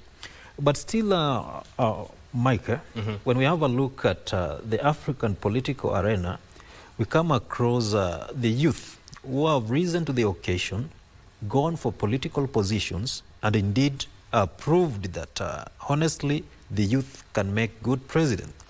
A case in example in Senegal, we have President Bassirou Faye, who is a youth. Immediately he was elected president, he did away with parliament because he realized that parliament was having bottlenecks to his leadership. And actually that young man is doing a lot for his country. Going to Botswana, Mike, we have Duma Boko Gideon, who was recently overwhelmingly elected in Botswana, and the gentleman is turning things down in his country. Going to the West African region, we have Captain Ibrahim Traore, who is actually a firebrand politician.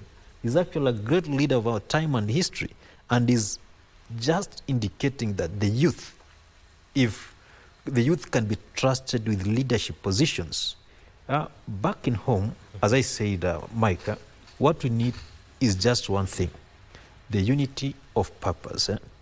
As my brother Wambua said, the youth, actually, they are not even 8 million. They are past that.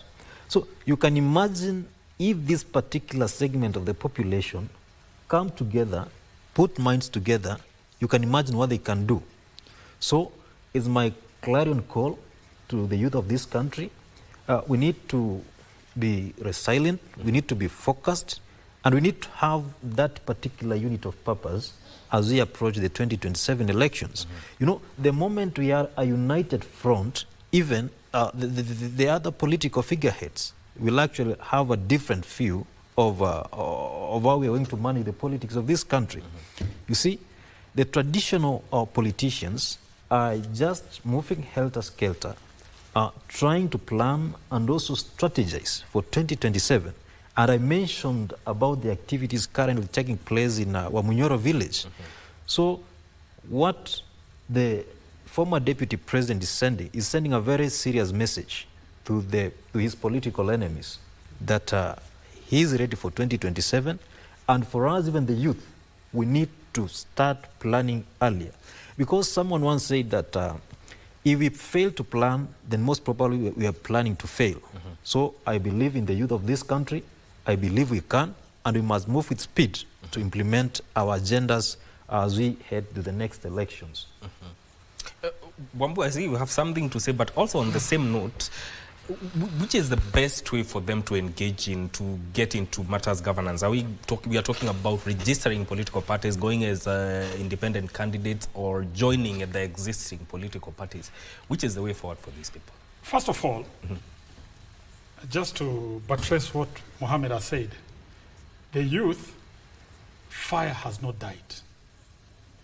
We chased them on the streets with batons and tear gas and water canisters, and then they went online.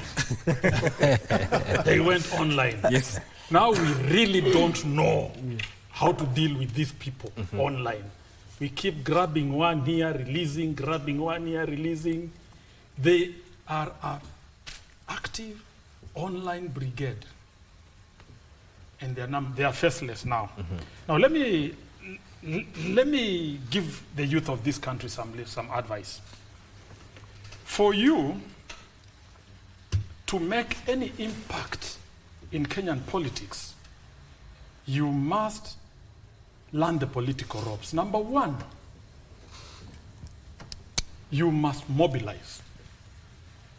Number two, you must mobilize within a political party. Unfortunately, registering a political party in this country for a youth is an uphill task. And then there's also a threshold that you cannot participate in an election as a political party if you are registered within a certain time frame. But good news to the youth of this country, there are 90 political parties in this country. Of course, most of them know about 4. But there are 90 fully registered political parties in this country. They should visit the office of the registrar and seek to join those political parties and become active. Because running rudderless, leaderless, in an independent format will have certain bottlenecks, even upon election. That's my advice to the youth.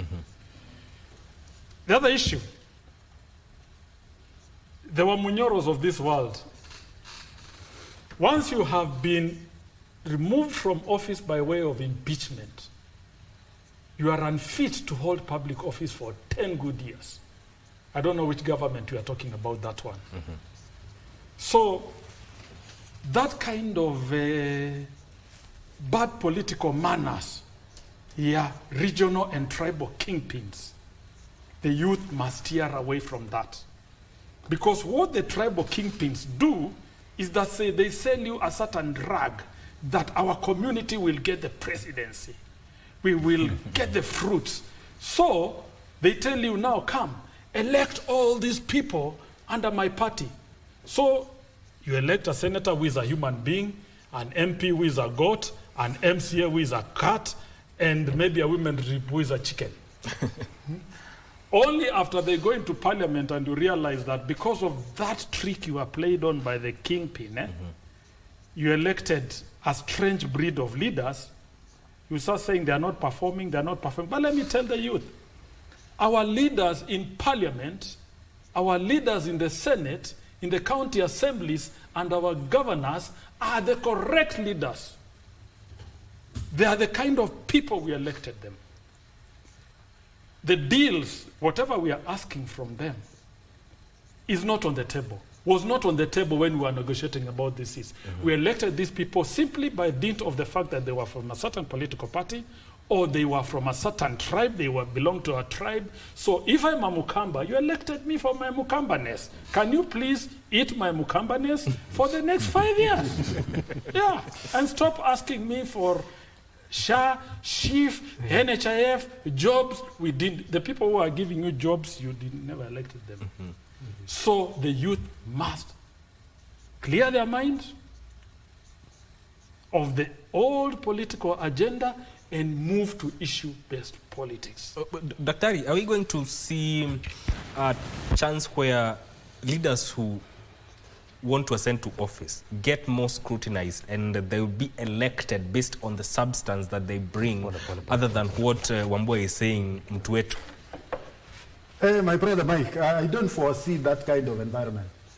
Why I'm saying so, Mike, it is very clear. Even at the moment, Mike, look at the kind of appointments that are made.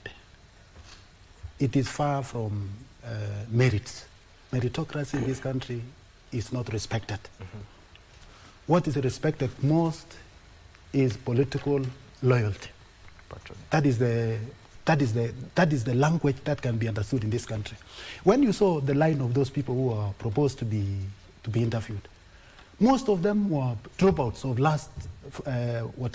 last elections. What a coincidence that all of them came, if that is the case. What a coincidence. Even if you are the most stupid person, can you analyze that this thing was state managed? So the moment we are in that kind of culture, meritocracy unakanyikia chini, then you bring on board the lights, my friend, and you expect the same to perform.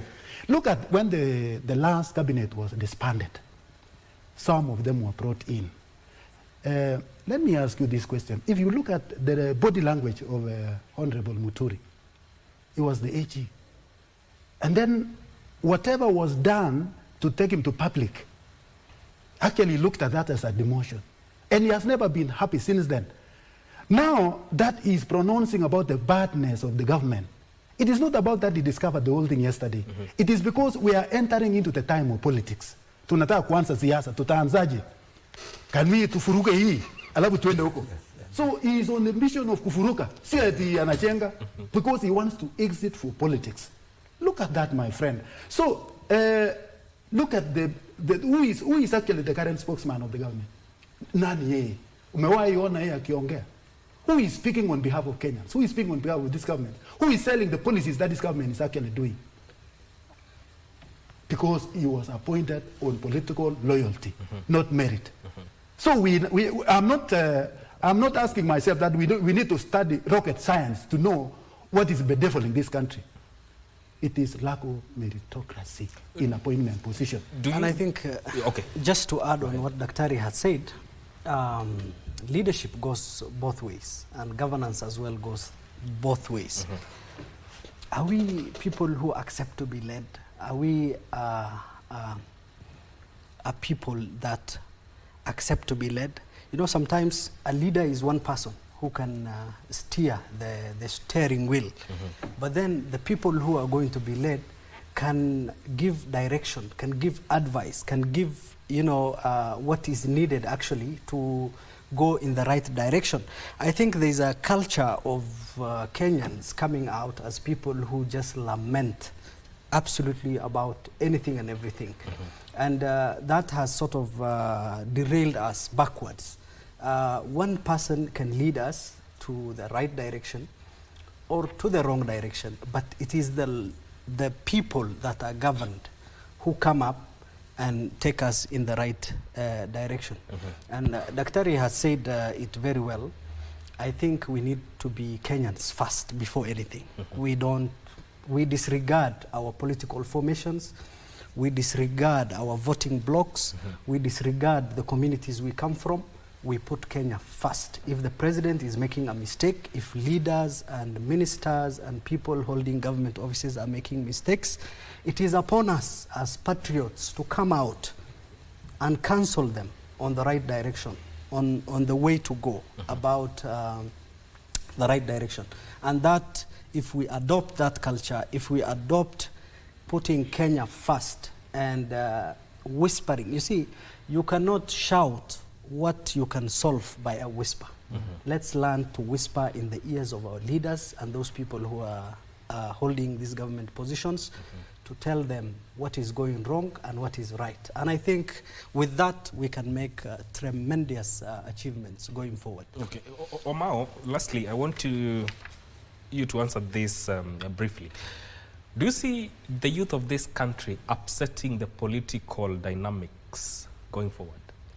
I think, as I said earlier, Mike, that one will only be achieved if the youth of this country approach the next elections on a united front, the particular unit of purpose. But if we approach these elections a divided front, then most probably the political class will chip in, then come with what we call the divide and rule, and that objective will not be realized, in my opinion.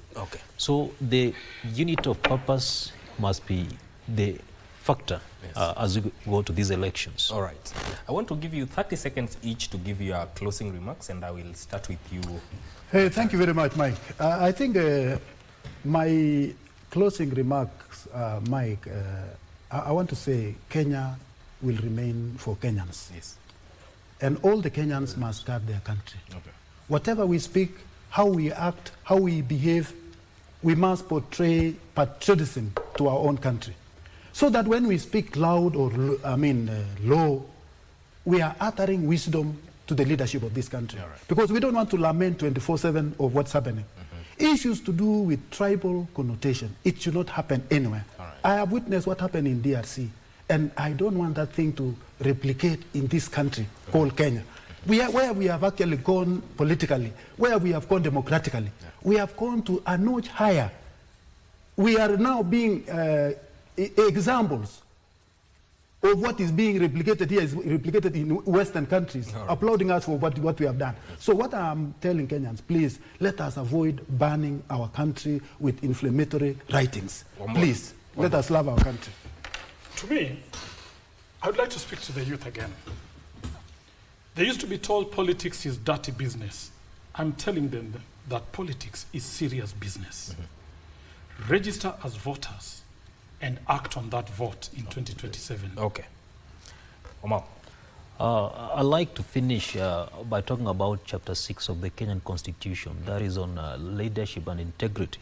it's my clarion call to the political class to be very, very much careful about the utterances they make to the general public, because that will bring a lot of divisions, a lot of chaos in this country. All right. So I pray for a united Kenya. I pray for a prosperous country. Imran.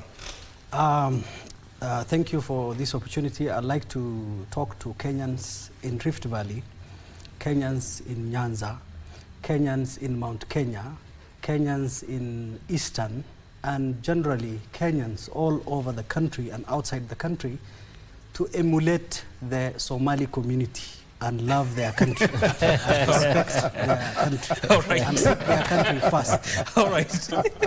That is Imran Mohammed, who is a youth leader, and also Dr. Joseph Rotich, who is a political analyst, Thomas Omao, political analyst, and Julius Wambua, who is the national chair of the PIC party, joining us here on Good Morning Kenya to talk about matters, politics, and everything in between. This is where we end this segment. My name is Mike Migwe. Thank you for tuning in. Vivian Ndegwa is up next with Transformative Leaders. Good morning.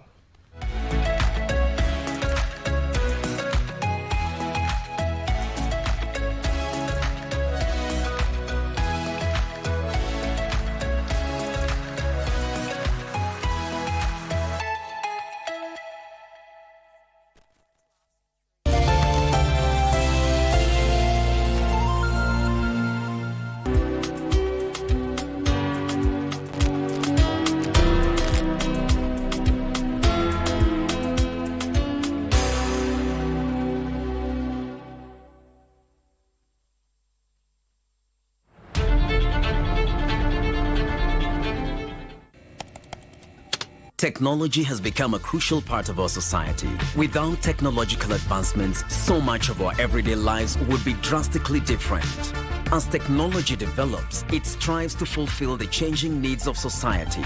This means that technology exists to help us achieve the things that we wouldn't be able to achieve without it. Take on Tech looks at the advantages and downside of technological innovation in a world that is becoming increasingly dependent on new digital technologies. Every Monday at 10:30 p.m. I never heard the music so sweet. I repeat. Wagwan, me brethren, big things are going. Remember, each and every Monday we have to shell down the place with nothing but the best of smooth way the vibes in your favorite station. You know these things, man. Alafu kila Tuesday, kata simu tupo side, giving you Kenyan music from the 254. And of course, you can spice up your Wednesday by enjoying blazing hot hip-hop and R&B jams. We don't got no label. She say she want bottles. Vibes and vibes as we go all across Africa, Kenya, Nigeria, Ghana, all the way to Tanzania to give you nothing but the best on Afro Thursday. Make sure you make a date with us each and every single Friday. With me, DJ_Liza Diva. DJ Colda. And me, Wanjiko. This is Club One Extra. Unanifanya nisikie kunyongwa. Hadija ai, mani especially ukisonga. Umepanga kunimaliza. Na maudamu. Ngoja kwanza nataka kukuelezea kitu ni Customer amerika nini? anataka kokiteli. Surprise me with anything. No. Akili sio vyombo vya wageni. Najua saa zingine jisikilizange ukiongea. Niliambiwa aloiba vitu zangu alikuwa ni mtu amevalia surupwenye ya kijani kibichi na viatu vya mwalimu jini. Purupwenye na mwalimu chini tumefanya nini?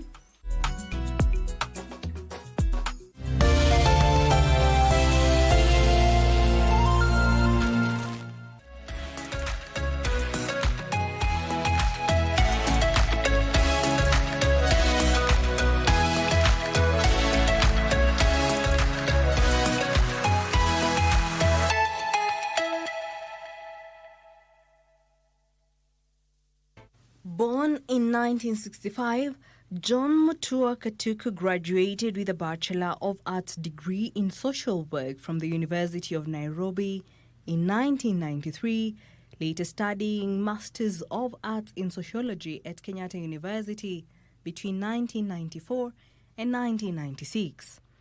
From 1996 to 1997, Katuku worked as a community development officer and administrator at the Child Welfare Society of Kenya before entering politics. He was elected Mwala Member of Parliament in 1997, aged 32. Ahead of the 2002 general election, Katuku was the chairman of the strategy caucus that formed National Alliance of Kenya, the coalition that brought together Democratic Party chairman Mwai Kibaki, National Party of Kenya leader Charity Ngilu, and Ford Kenya's Kijana Wamalwa. National Alliance of Kenya would join hands with the Liberal Democratic Party to form the National Rainbow Coalition (NAC), with Kibaki being its flag bearer, and eventually winning the presidency in the 2002 general election, with Katuku getting re-elected as Mwala Member of Parliament. He was a beneficiary of a rebellion within the National Rainbow Coalition that had swept into power in 2002 with Kibaki as the presidential flag bearer. After forming his first cabinet, President Kibaki's government set about supporting a referendum on changing the constitution of Kenya.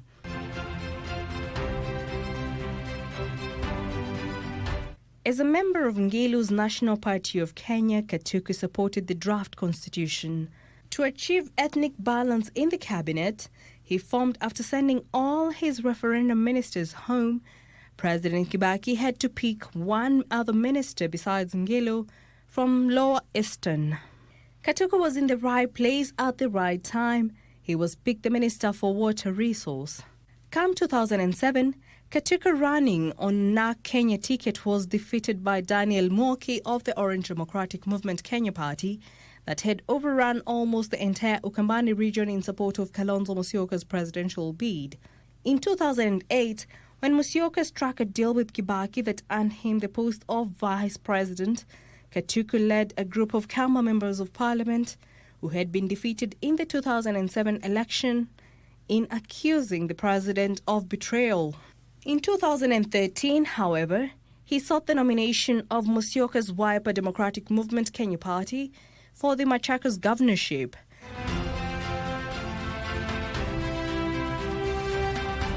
He lost to Alfred Mutua.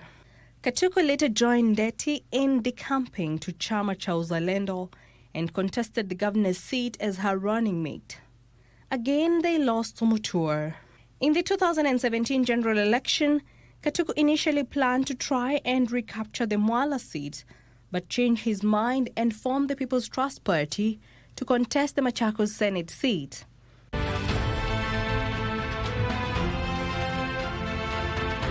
He lost to Boniface Kabaka of CCU. In 2020, he joined Maendeleo Chapchap. In 2021, he was the Maendeleo Chapchap senatorial candidate. He then withdrew his candidacy. Outside of politics, he's an avid golfer and convener of the Cumbersome Golf Series. Jackie Wambiru, The Cabinet.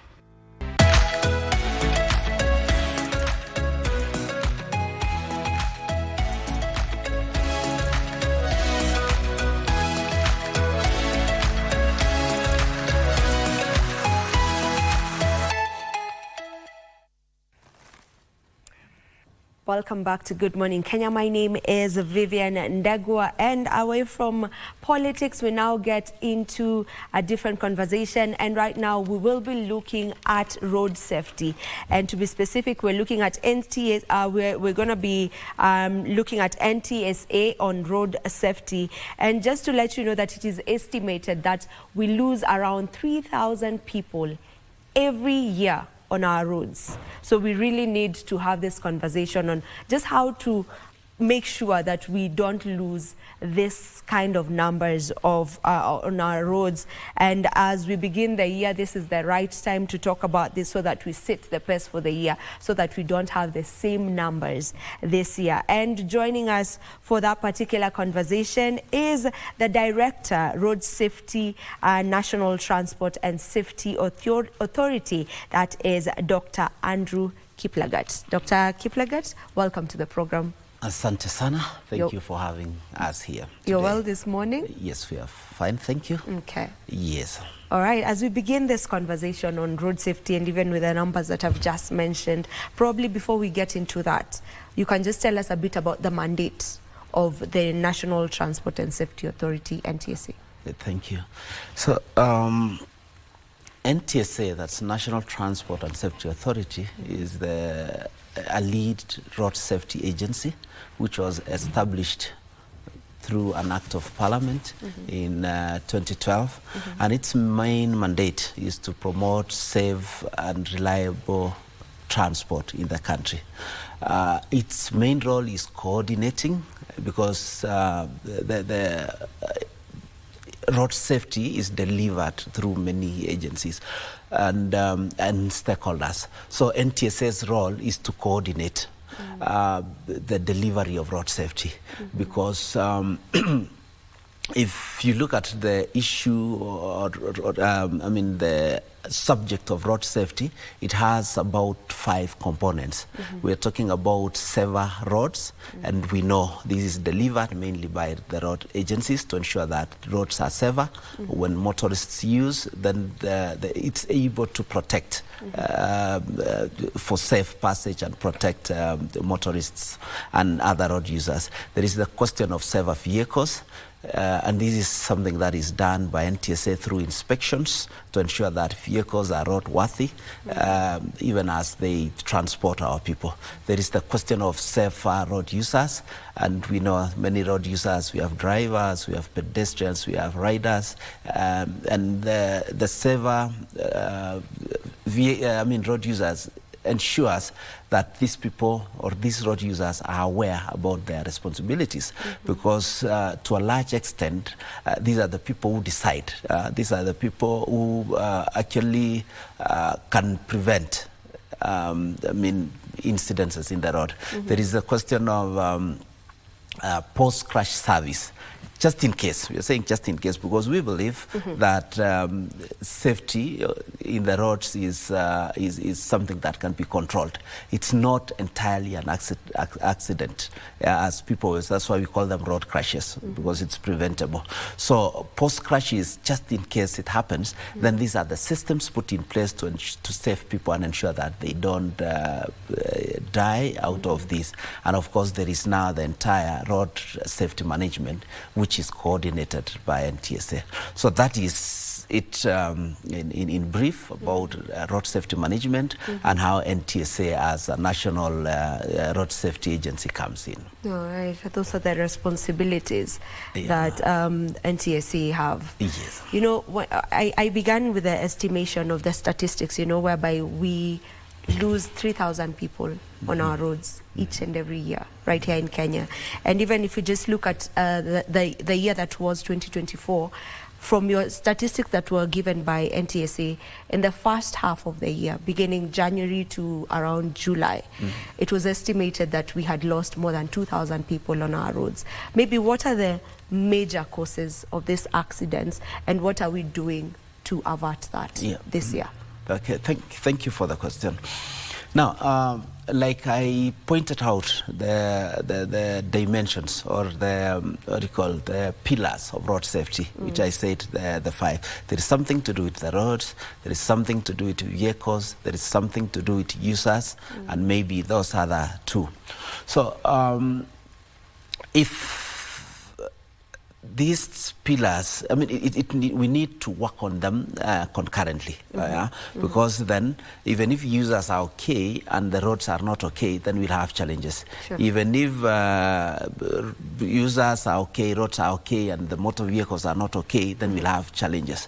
So the causes of the crashes or the losses that we experience on our roads touches on all this, But if you look at the highest contributor, it is on the road user, the human aspect, because say for humans alone contribute about 57 humans in combination with roads and humans in combinations with vehicles, all together will give us something above 90. So the biggest responsibility or the biggest cause is human related, and when we talk about human related is, for example, if you are fatigued, for example, meaning that you are tired on the road, then you are bound to make mistakes that become costly.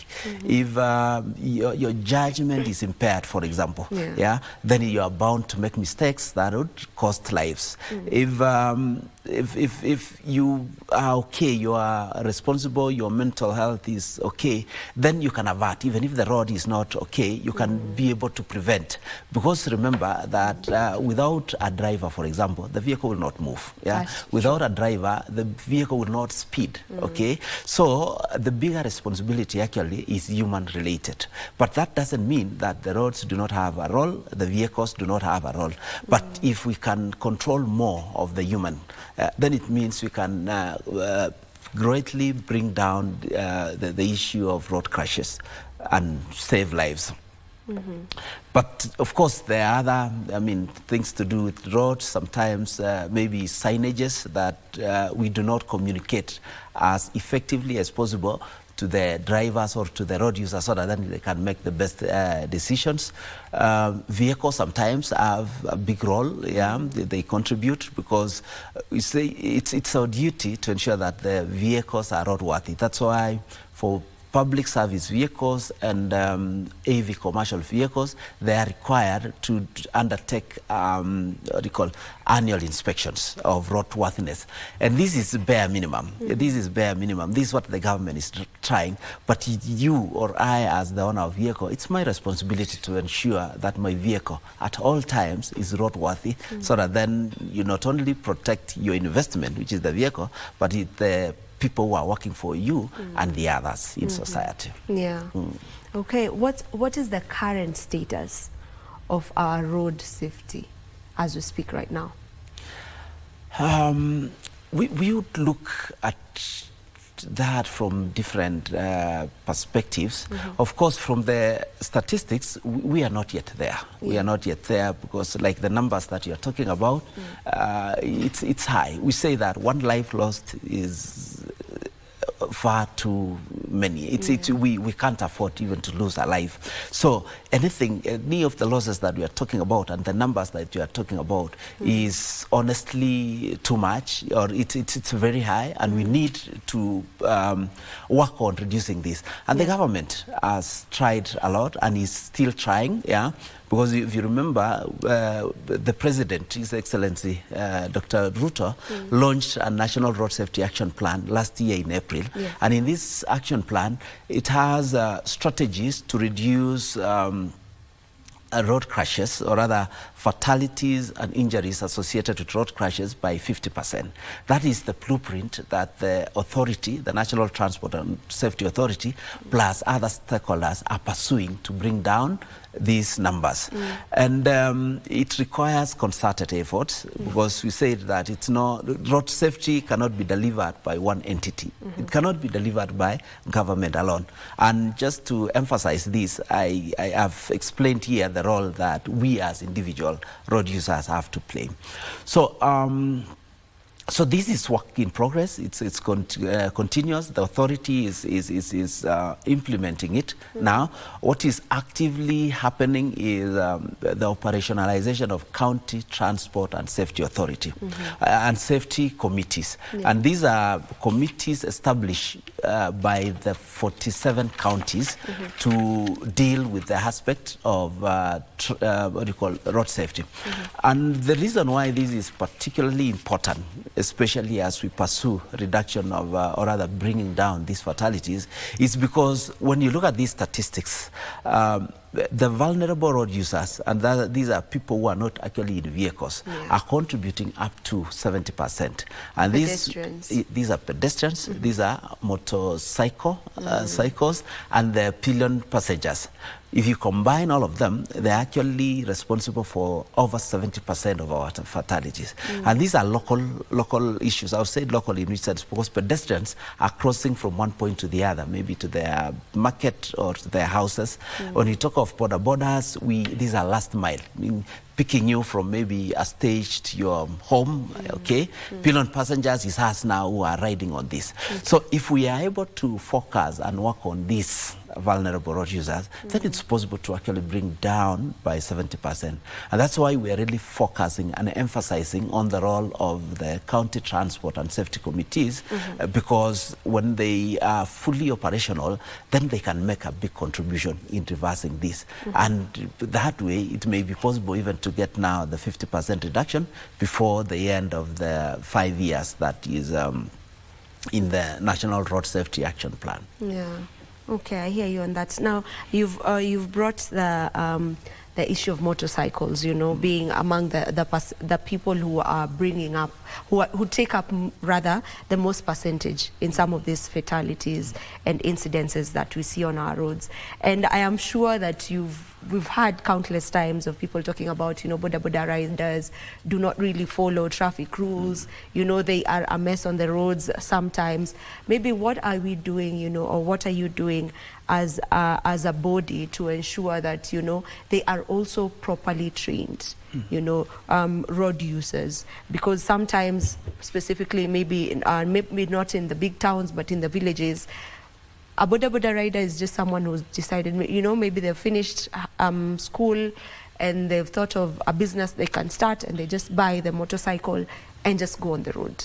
Sometimes they're not very well trained. So maybe are there measures that you've put in place to ensure that every boda rider on our roads is a well-trained, you know,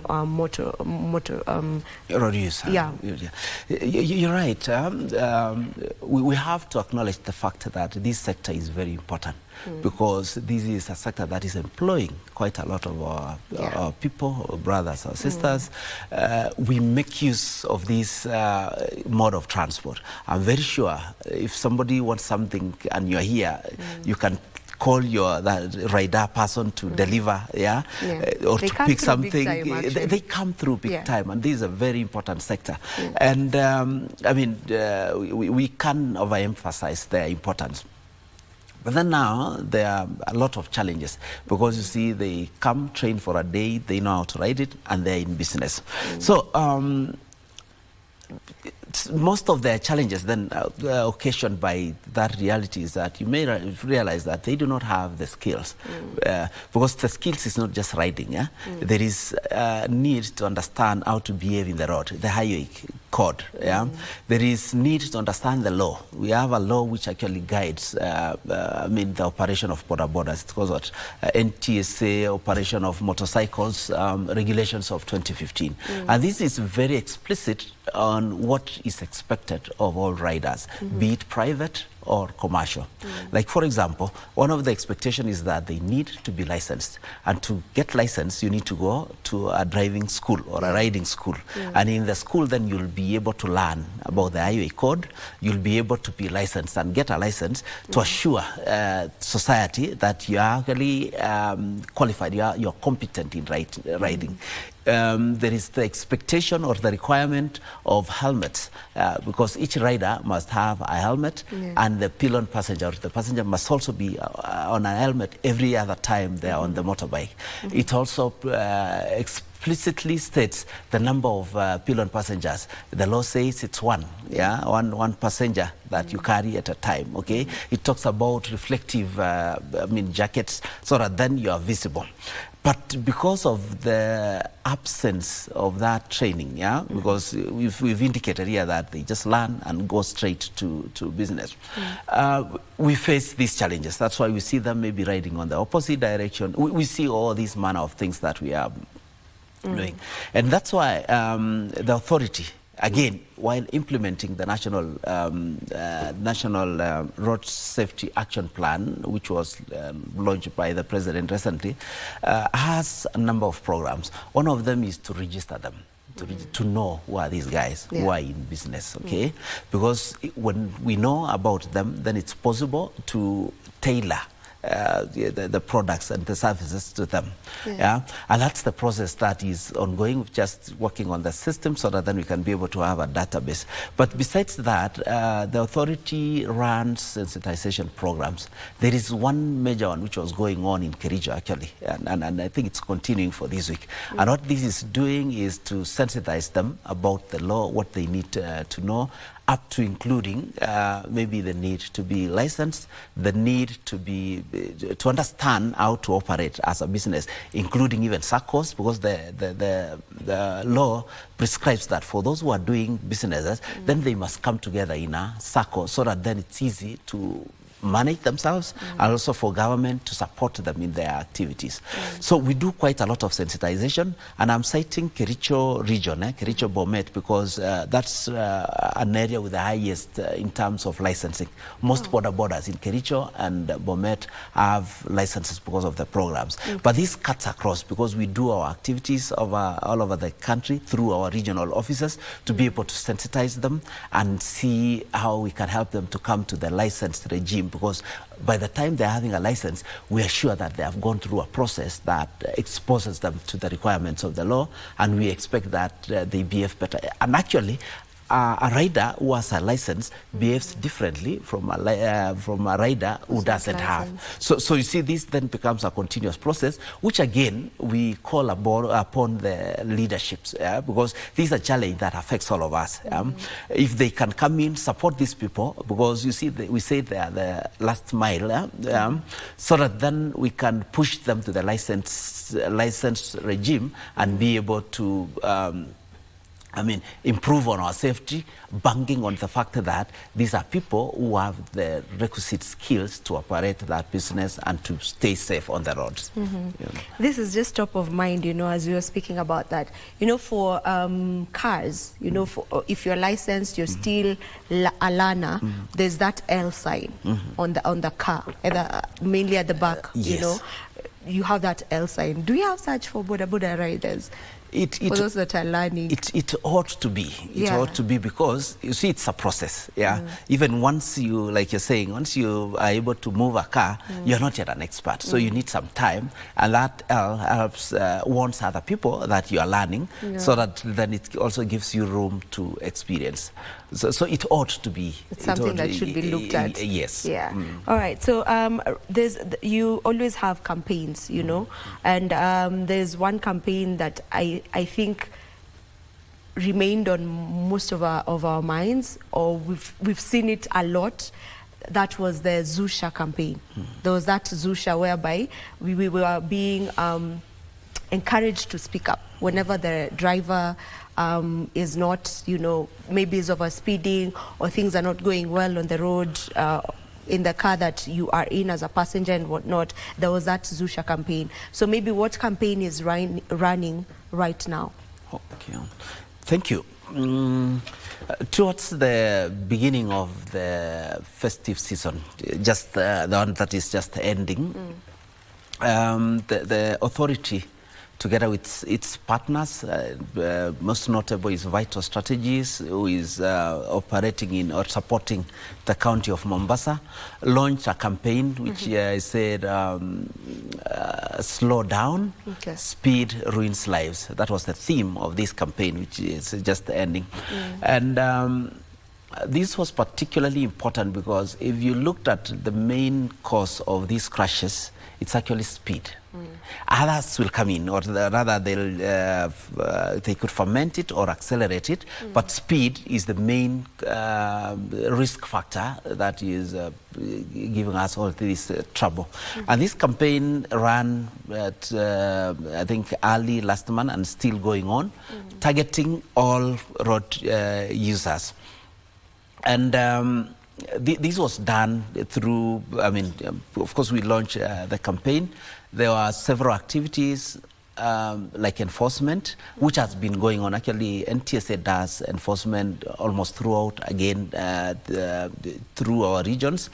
And there are a lot of social media activity to support this, I'm very sure, and I think KBC is a partner in doing some of our, sensitizations. Are you calling them advertisements? We call them more of sensitizations to bring out this subject of speed as a risk factor, because then if we pay attention to speed, then it's possible that we can reduce significantly the potential crashes that we experience.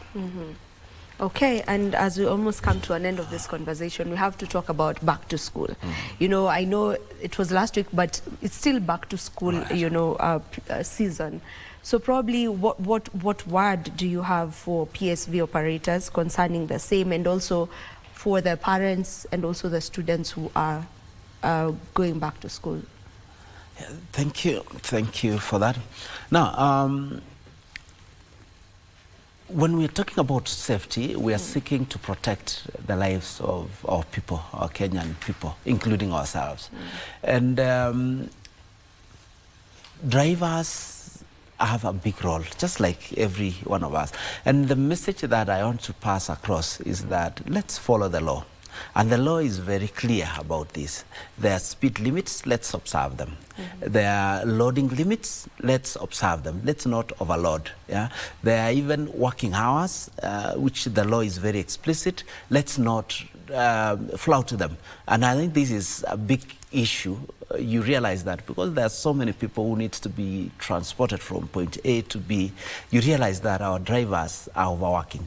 Overworking, going beyond the stated working hours of 8 hours. Actually, the laws states explicitly that just like any other work, a driver should only work for 8 hours. Drive for 4 hours, have some rest, and another 4 hours, and then they close their day. But what we're experiencing is that our drivers sometimes are made to work even up to 24 hours. Yeah, and this becomes a risk because some of the recent crashes that we saw is actually associated with this. Our drivers are fatigued, yeah, and when they are fatigued, they are tired, they lose concentration. You find that because they are tired, they move to the other lane, and in the process, a crash happens. So please observe the working hours. We appeal also to the owners of the SACCOs, the owners of transportation companies to actually play their role and ensure that they have adequate drivers so that they get rest and be able to be, drivers that are concentrating. We want to ask drivers again to be disciplined on the road, observe the highway code, overtake only when it is right, as they know. We ask them, of course, to avoid speeding. To the parents, of course, let them plan early. Let them plan early so that then they are able to get their children to school, and we avoid situations whereby we have to overload vehicles because this is the last vehicle that is happening. Yeah? Let them get to school on time, because even there are restrictions. Even schools themselves indicate what time students should be in school. So parents, please plan early so that the students can go. And to the Kenyans, let's be responsible. If we have to bring down these numbers, it's a question of what you and I do. Road safety is a shared responsibility, but it begins with me as a road user, irrespective of what form. For sure. Yeah. All right, maybe your last remarks to close off? Just to, again, to say that, I wish our Kenyans, all of us, good year, happy new year. Let this year be a safe year in our roads. And to do that, like I said, is that we take responsibility as individuals, because road safety is a shared responsibility. Thank you very much. Thank you very much for the time. All right, thank you for gracing our studios today. We appreciate that you set time aside to come talk about this very important matter that is road safety. So we appreciate. All right, and I will close it off on that note, and I want to pick up from what Dr. Kiplagat has just mentioned, that it is our responsibility. You know, road safety is a combined effort. Everyone needs to play a part in this if we want to bring down the numbers that we have just talked about, whereby we lose around 3,000 people each and every year on the roads. We can be able to bring these numbers down as long as we each play our part on our roads. This is where we end this conversation. Don't you go too far. We'll be back with another topic which is of importance, especially around this time, because we will be talking about career choices and the consequences of the careers that you get to pick. Don't go too far. We'll be back in a moment.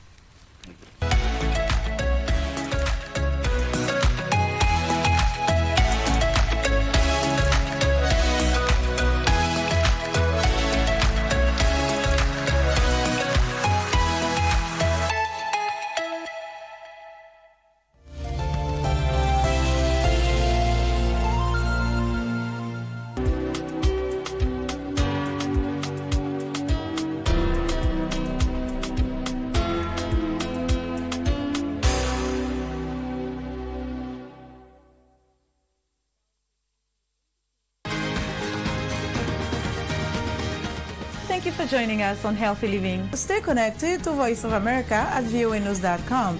A look at your kidneys and how they impact your health. And an expert discusses chronic kidney disease and how to protect yourself. And Ivorian psychologist Noor Bakayoko shares some insights on bullying and what can be done. It's important to avoid major events or major health crises. How do you know if your cough is due to a serious condition? We'll have some answers. Stay well and strive to make every day a healthy day.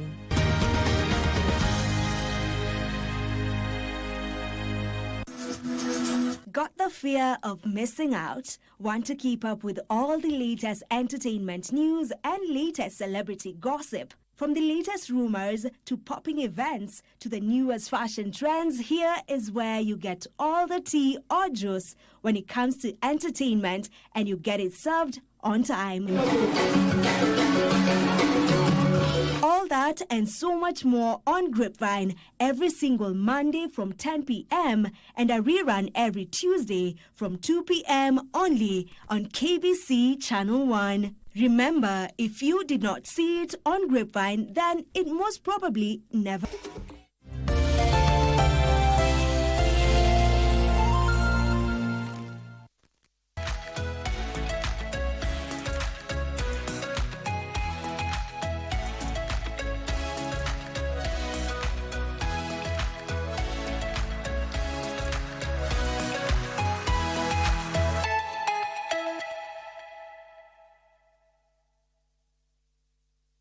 He acquired a Bachelor of Arts in Environmental Studies and International Studies at Ramapo College of New Jersey between 1988 to 1991 after successfully serving as an assistant Walter Bailiff at the Ministry of Water from 1978 to 1981.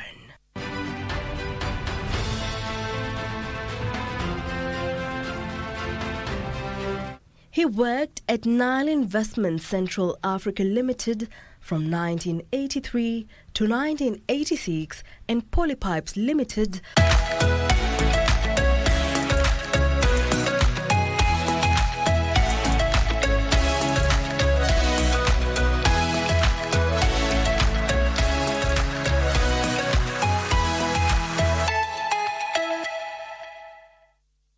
We are glad you're here with us. As I had just mentioned, we have this next conversation that we will be talking about career choice and consequences. We know that KCSE results were out just the other day, and now, you know, it's all about students trying to pick or know how they get to advance to the next level, what career choices do they need to make. So I have with me ladies who will be talking to us concerning that. I have from my very far right, we have Professor Helen Kende Mberia. She is a life and career coach at Kuza School of Life and the principal, JQ Karen Campus. Welcome to the program. Thank you. And on my immediate right, we have Dr. Catherine Maina. Dr. Catherine Maina is a career coach at Kuza School of Life and is also a lecturer at the Kirinyaga University. Welcome to the program. Thank you. Thank you. All right, this is a very timely conversation. I'm sure you will agree with me on that. Yeah. And even before we get into that, you know, as I mentioned, KCSE results were just announced the other day. So now there are students who are celebrating, and there are those who feel like, okay, I didn't perform as I expected, or I didn't perform as my parents expected, or I didn't perform as my teachers expected. If you can just start on that note, maybe just to give hope to the ones who feel like failures. And I'll put that in quotes because there's no failure really in life, you know, unless you decide to be a failure. Yeah. But the exams do not, you know, determine on whether you become a failure or not. So maybe if you can just start from that note before we get into picking career choices. Okay. Thank you very much. I think I can start on that. And indeed, the results are out for 172 students, the Form 4 leavers. And some have celebrated, indeed, and others are feeling that they have not met their expectations. I would wish to start by congratulating all the students. There is no student or Form 4 leaver who is a failure. For sure. In fact, this is just a stage, and as it is in this country, every learner has an opportunity. And therefore, getting a grade or a score of D or A or C+ does not mean that your life, if you did not pass to get a direct entry to university, that your life is over. I want to encourage those students who have even lower than C+, that there is an opportunity for them. There is a career opportunity for them, and therefore I would want to encourage them. They only require guidance so that they can choose or select that career that is suitable for them in terms of their personality, skills, and abilities. Yeah. No failure. There's no failure. There is no honestly, failure. you know, yes. Your strengths in life also have a part to play, not just you excelling in your education, but we'll get into that. So probably what would be your word for them? Okay, I would want to say that this is just a stage in life, and what you score now does not define your future.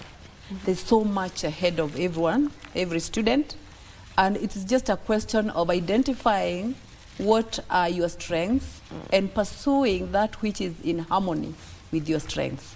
So in that case, whether you've scored an A, whether you've scored a B, a C, all the way up to E, there's something that you're good at, and if you pursue it, you would excel in it. Yeah. Yes. So that message was for the students. How about the parents? Because sometimes they're the ones who give these children actually more pressure. You know, Yes. some even get to a point where they get to commit suicide and all that, or they become depressed because of what their parents are saying to them from what they got, you know, in their final examination. So maybe just a word to the parents.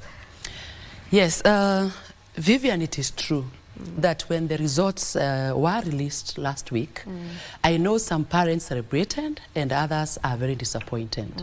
They feel that the child has not given them what they expected, and they have made very severe comments, comments that have tried to injure the child. And I want to speak to the parents and say, parents and guardians, that the comments or your reaction can either grow the child or injure the child for life. And therefore we should be very cautious on how we respond to the success or to what you may perceive as not success of your child. And I have 3 things that a parent should think about when they are trying to make a comment or react to the performance of the KCSE. 1, the parent or the guardian or a sibling should ask, is the comment true? Yes. Is the comment kind? Yes. Is the comment necessary? If the comment you are going to make does not measure up to those 3 factors, then you would rather just be quiet. Because we have to be very sensitive about the comments that we make towards the performance of these Form 4s. And therefore, parents and guardians, be cautious. Appreciate what the child has brought forth and work with it. There are opportunities for everyone. Absolutely. Yes. All right, let's get into now the career choice and the consequences that maybe may arise from that. When it comes about choosing a career path, what factors should one begin by considering? There are many, many factors. And I would want to say at this juncture that these KCSE results is just but one. There are several other factors that one needs to put into consideration. And in Kuza School of Life, the organization I mentor in, we want to tell the student that while a grade is crucial, look at yourself beyond your grade. Look at what is your personality like. Because there are some people who are wired naturally for some careers, and others are wired for others. So even if your grade is A, that doesn't make you a doctor. You need to look at your personality. You need to look at your abilities. What are you good at? No one trained you, but somehow you're good at it. You need to ask yourself, what is it that I like? Other people have their own preferences, but this is your life. What is it that you like? You need to ask yourself, what are your values? Because there are some careers that will go contrary to your values, and you have a value system. For example, there are people who value honesty, integrity. There are people who value environment. So they would rather pursue careers that will protect the environment they value. There are others who value power. So they want careers that are in tandem with power.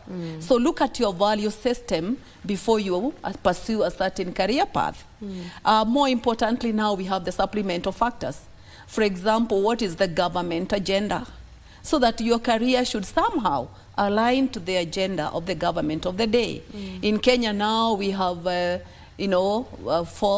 government 4 agenda. We're talking about health. We are talking about affordable housing, among others. So whatever choice of career, is it in harmony with the government of the day? Is it in harmony with the world trends? What is the world trend now? We are very keen now about environment. The world is going technology. So as you choose your career, don't choose it in isolation of what is happening around you. Yes. You should also be, aware of the things happening, of maybe the path that maybe the world is following or is following at the moment. And I want to pick up on what she said and ask you, what role does one's strength or one's values play when choosing or when picking the career you want to run with? Okay, as she has identified, you find that there are those factors that play a very big role. Now, look at personality. If you align your personality to your career choice, you would actually flow in that career very easily. And we have scholars like John Holland who looked at 6 types of personalities that are aligned to careers. Now, if you realize that you love engineering careers, you can be described as a person who is in the realistic personality. And that kind of a person will love to work with tools, with equipment, love repair and maintenance of maybe equipment and so many other things. And you find that they work alone. Now, if you identify now, your personality is that we call realistic personality, and you align it now to a career, you will get some fulfillment. Or if you identify your strength and then align it, fulfillment and satisfaction comes forth. Now, when you come to Kuza School of Life, there are a number of things we do to ensure that the personality of the student or a learner is matched to the career. We do what we call personality assessment. And therefore, among the 6 personalities related to careers, which one is identified for you, and therefore which careers are suitable. And I'll tell you, the Form 4 results are out, right? And we have 3 categories of students. There are students that we call, there are students who are very certain. We call them the Najua students. They know exactly what they want. If I want engineering, I know it. I know the various options in engineering. I know civil engineering. I know mechatronics. I know all that. And they know the universities that offer them and the cut-off points. And then there is another category of students that is called nafikiria, or I think nafikiria naweza fanya hii ama hii. Those ones, they have a general idea of a career path. Maybe they want social sciences and they know there are some social sciences careers, but sijui ni gani. Nafikiria naweza fanya BCom, nafikiria naweza fanya maybe BBIT or something else, like Bachelor of Business and Information Technology. And then we have another category of Form 4 leavers, wenye wanaitwa sijui. They are clueless. They do not know what they want. Therefore, we at Kuza School of Life, we are able now to categorize them and offer them the guidance that they deserve. We have seen 3 categories. Najua, nafikiria, na sijui. Where tell me what you think I'm good at. And there are percentages to tell the numbers. We have 13% of the Najua student. And we have 24% of the nafikiria student and 63% of sijui. And therefore, it is important to be able to know your strength, your values, your skills and abilities, so that once we align to your career, then there will be no big problems because there are consequences of a wrong career choice. Yeah. And I think maybe that will be coming. Yeah, that will definitely be coming up in our conversation. You know, the consequences of picking the wrong career. But I want to get on to what you've just told us about. This is new. You said there are numbers to this. You know, the Najua, the Nafikiria, and the Sijui, and clearly 63% is a big number of those who feel like I don't even know what I'm supposed to do. You know, like you tell me, what do you think I can do? What career? You know, so maybe when exactly should we start introducing these conversations? The career choice conversations to the young ones. Maybe when exactly should we start, you know, bringing these ideas to them so that they start looking at themselves, start saying, okay, what am I good at, what do I enjoy doing, what are my strengths, you know, even in my education, you know, what subjects am I, when exactly should we start pumping this information into their minds so that we also get to reduce this number of Sijui. You know, you finished Form 4, but you really don't have an idea of what you would love to pursue. Yes, I think that is really something good to ask at this point because this issues career, they're really a journey. It's not an event. It's not something that should be now this is the grade and this is the career. It's a journey that you're supposed to have started a lot earlier. Apparently that doesn't happen, but we want to say it should start at home so that a parent is able to identify the strengths of the child early enough based on what you observe them do, based on what you see they're able to do without strain. This should be taken up by schools so that in schools, as we are speaking, schools do have career guidance departments, but these schools are limited to the extent they can do this because in the school environment it's more about performance, it's more about grades. And so even though the department, you know, is existing, there's so little that they can do. Some of the teachers lack time, others may even lack a capacity to do this. So it should actually be taken from home to school. And after school, there is need for this child to also look for career coaches like we, who will actually expose you to the many things, you know, that are out there that are unpursued, that you probably have no clue about. Yes, and so at, you know, our training institution, we want this child to really know themselves. We expose them even to the career dynamics, because now what you realize that we are getting away from the traditional teaching, medicine, you know, we know there is a lot more out there that the child might be ignorant about, that the parent might be ignorant about, but when we interact with this, now we are able to, you know, narrow them down to what is appropriate for them. And at this juncture, I would want to say that the idea of offering career guidance was actually brought forth from the kind of frustrations that we see our students experience at the university.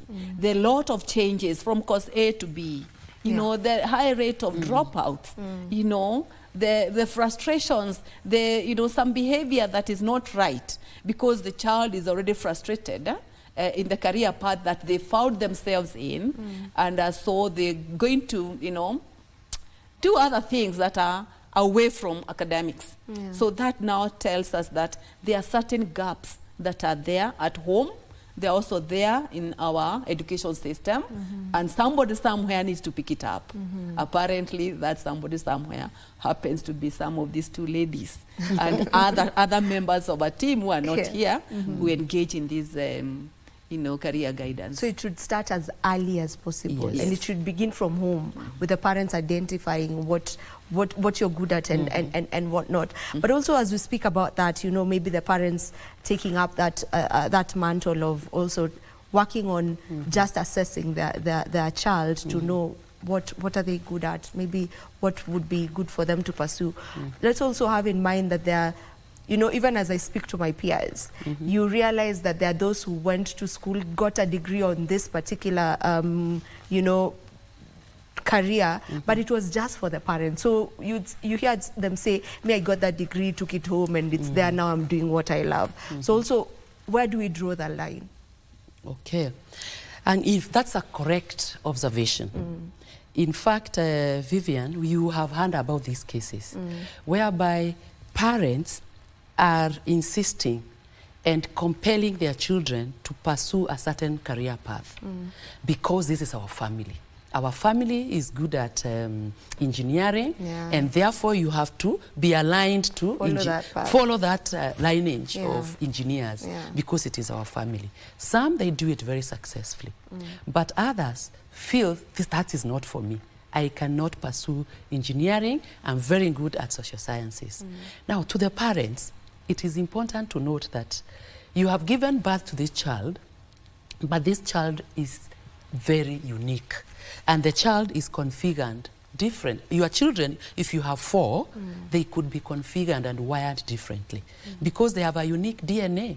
And therefore, if 3 or 2 of your children are engineers, others could be join artistic careers. And therefore, the parents should not judge for their children. Of course, you've given birth to your child, but you are not entitled to live the life of your child. Let us give the children freedom to choose that which they love, they are good at, can pay them, and the world requires.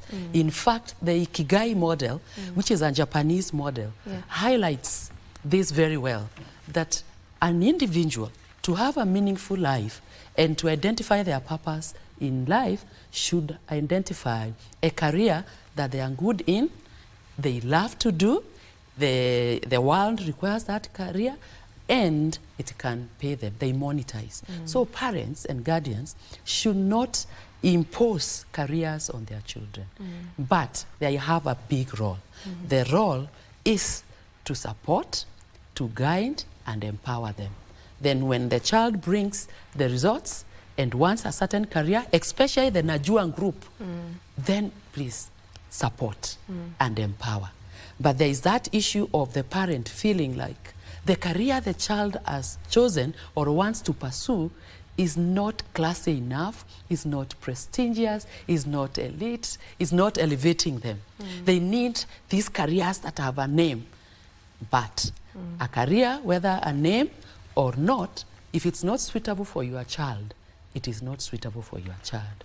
Allow the child the freedom to choose, but offer guidance, and expose the child to mentors and career coaches if you are not clear. Then Gen Z, then Gen X, actually, then Generation X, who are we the parents, we have very limited knowledge, and I'm saying this with a lot of fear of people thinking otherwise of the careers. When we were in the university, we knew very few career options. We knew teaching, BCom, and all that. And that is what many parents know. They are not aware of the modern careers, the new age careers, the new landscape of careers. Therefore, and our children are very, very informed. And therefore, it is important for us as parents to offer guidance and support, and not to impose. Okay, very well put there. They say there's a saying that says, you know, do what you love and you will never work a day in your life. Oh, yes. Right? So maybe can one be able to assess whether a career or a job will be fulfilling to them in the long run? Is there a way to assess that? Just before I respond to that, I would want to just take one point further from where Prof has left it. Go on. And say that parents and we guardians have something that we call prestigious careers, marketable careers. We have useless careers also. And I want to say that this is a myth, that there are no marketable careers, there are marketable people. You'll be marketable in whatever field you're in if you do what that field requires you to do. And so their parents, we parents want our daughters and sons to pursue the careers that we never made it to. I decided to be a doctor, I decided to be an engineer, or whatever other line of career. Now I want my son to pick it up from where I stopped, and we have no room for any failure. We are like, we take that position that I was always the best. And that's why when this son comes with a C, we are like, who have you taken after? Because you wanted the engineer that you never became to come out of your child. And I think this is actually not right. It is almost bordering being immoral. Because this is someone's life, and let them be, support what they are. We have seen people make a life, you know, and very happy out of careers that would not fit on their prestigious list. But they are happy, they are excelling in it, and everybody wishes they were them, right? So that is very important. Now, you know, let's get back to your question. Maybe you can remind me what it was about. How can one actually be able to assess whether a career or job that they are taking or they are in will be fulfilling to them in the long run? Okay, I think that is quite well answered by some of the factors that I talked about as part of what you are going to consider. Part of which is what Prof has elaborated on your personality.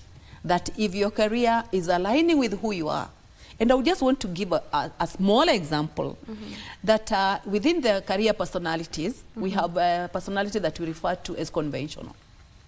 And you'll realize that even in a family, you may be a mother or a father of 2 or 3, and each of these children they each have a bedroom.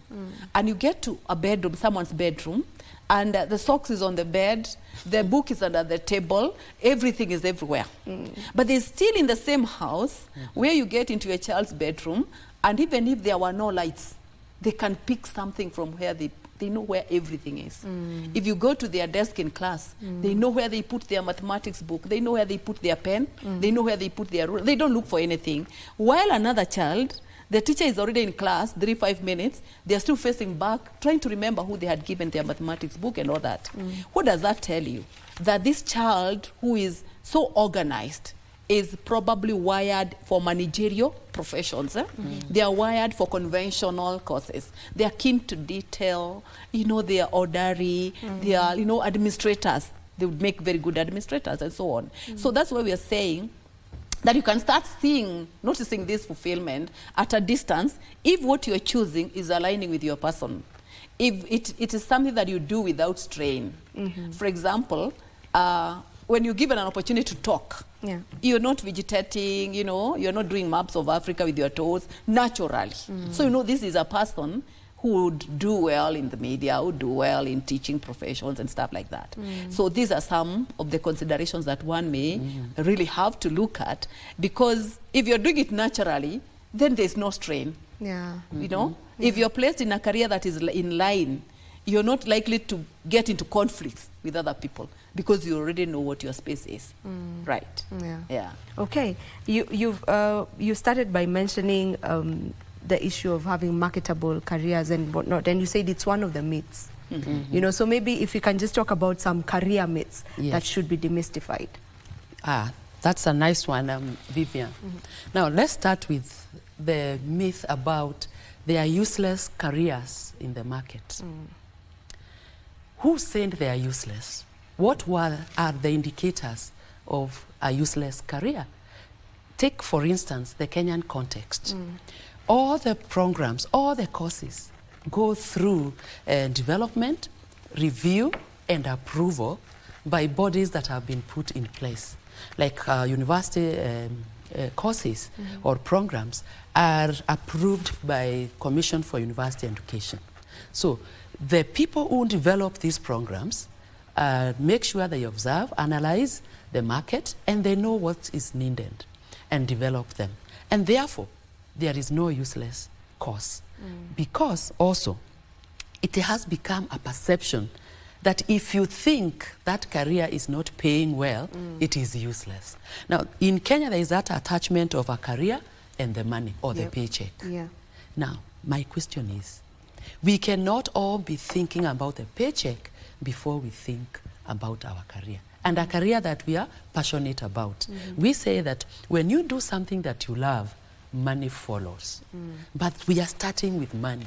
How much, what kind of salary will I be paid when I pursue this career? And that is the basics that we are using to call some useless, to call some top careers, prestigious careers, and all that. Yes, if it is regarded as prestigious and you are not configured for it, then no. Another myth is that, and this is more with the parents, that you need to pursue a career that will enable you go outside the country now. And this is an area where parents are pushing their children to pursue nursing because there is that understanding that there are careers outside. And therefore the child goes out there to choose a career, that there are opportunities outside the country. It is okay to go outside the country and study. But now you cannot just select a career just because it will take you outside the country. You may go out there and get very frustrated and then come back. Because what you chose to take you abroad is not that which is suitable for you. Then also the other myth is about family careers. That I think we have talked about, that there could be those careers that are successfully been in families, but they may not be suitable for all of us. Pursue that which you love and that which you are good at. Therefore, there are several careers. And then I think several myths. I want to give another one that students used to change from one course to another. The myth about simple careers. That there are some simple careers, and if I pursue these simple careers, I will pass, and then I will not have to work very hard. Simple for who? You know, an engineer may say that BCom is simple. But given a chance to pursue, the engineer will face very many challenges. What I'm saying is there are no simple careers or just useless careers. Careers are careers and professions. Yes. As we almost come to an end of this conversation, maybe we can quickly talk about the consequences of being in the wrong career. Yes, the consequences. Of picking the wrong career. Yes, the consequences are really many. And they can be looked at the individual level. They can be looked at the family level. They can be looked at the society level. I'm sure, Vivian, you have been to hospital one time or another, or any other space, and you were served, and you looked at the person who was serving you, and you wondered whether they were forced to be in that room. Has it ever happened to you? We've all experienced that. Yes, we have all experienced that. You go to a school, it's about a child, maybe your parent, and you relate with a teacher, and you are like, oh, is this really one wired to be a teacher? And you leave that place as a very frustrated parent. Because when you take your child to a teacher, you're taking to the profession. So you don't expect now the profession now to start, you know, like behaving like your child is so unique in the negative. They're supposed to know how to cope. They're supposed to be patient with this child. So some of these people are people who are not in the right careers, that even the society is affected out there. Have you ever asked yourself, why do we have buildings that are collapsing? If you loved engineering, and you are the engineer responsible for a building, even if the owner of that building asked you to go for shortcuts, you will not agree. Because you love what you do, you want to see it perfect. But if you are there because you are driven by money, the family, career, and all those other myths that Prof has talked about, then and the owner wants you to do the ratio of cement and blah, blah, blah, the wrong way to save cost, you will still do it, isn't it? Now, so when we're talking about roads that are done, and in a day or two they have potholes, it's really a question of, is this person doing what they love? So when we are talking about consequences at the societal level, they are glaring. We look at families. When you insist that a child takes a particular career path as a parent, then along the way they get very frustrated. Then the blame game begins at the family level. Ni wewe ilikuwa yako. The father says, I had asked him to do this. You changed him to do this and that and that. Consequence is rather obvious. You start seeing divisions between parents, and you see parents are supposed to be united so that they can support the child. But if every one of them pulls on their side, on each side, then you expect problems, right? Look at this employee who is, you know, you look at them, alcohol, they're drinking at the wrong time. Why? It's because there's no joy at the workplace. They are always on collision path. Because this person was wired to be an engineer. They want to work alone. But the parents of somebody somewhere push them into a BCom office, into journalism, where maybe the talent they needed is gap. You need to be social. Yes, you need to be social. This person is frustrated. They would rather be in their own space, in a laboratory, doing some experiments here and there. They would rather be alone. But now you have put them in a group And so they are very frustrated. So you see frustrations at the individual level, at family level, at society level, and I can say a lot more. But we already see this in our spaces. Yeah. Okay. We need to wind up, and maybe just this is for probably there's a Form 4 leaver who's watching the show right now, or a parent of a Form 4 leaver, or someone who wants to make a decision on what career path to take. Maybe very quickly, just the simple questions to ask yourself, you know, to sit with yourself and ask yourself this. What are these questions that one should ask themselves? Thank you. If you are there and you are Form 4 leaver or a parent to a Form 4 leaver, these are some 3 or 4 questions you need to ask yourself. The first question is, have I performed? Yes. I have a grade? Yes. What do I love doing? This is what I love doing. Am I good at it? Yes. What are the career options that can be aligned to what I love and I'm good at? Then you research or you explore the career options that are available. Then number 5, you ask yourself, what are the opportunities that are there? I have the career options, these are the ones. What are the career opportunities that are there? And then you get to focus. Which path now do I focus on? And after focusing on that path, then you get the next question, what action do I need to take? And therefore, of course, there will be placement, the selection, and then the placement. Therefore, those 4 questions of what I love, what am I good at, what job opportunities are there, what careers can I now focus on, and finally, what action do I need to take? And in case the parent or the Form 4 leaver is not able to answer any of those questions, they can reach out to Kuza School of Life, where we are the coaches and the mentors. We are online as Kuza School of Life in all the online platforms. And they are welcome to reach out. All right. Yes. Thank you so much, Professor Mberia and Dr. Maina, for joining us for this very, very important conversation. We appreciate your input in this. All right, this is where we end Good Morning Kenya for today. Thank you so much to each and every one of you who has been tuned in. Remember, we do this each and every weekday from 6:30 a.m. to around 9:40, 9:50 p.m. My name is Vivian Dagwa. We do this again tomorrow, same time and place. God willing. Goodbye.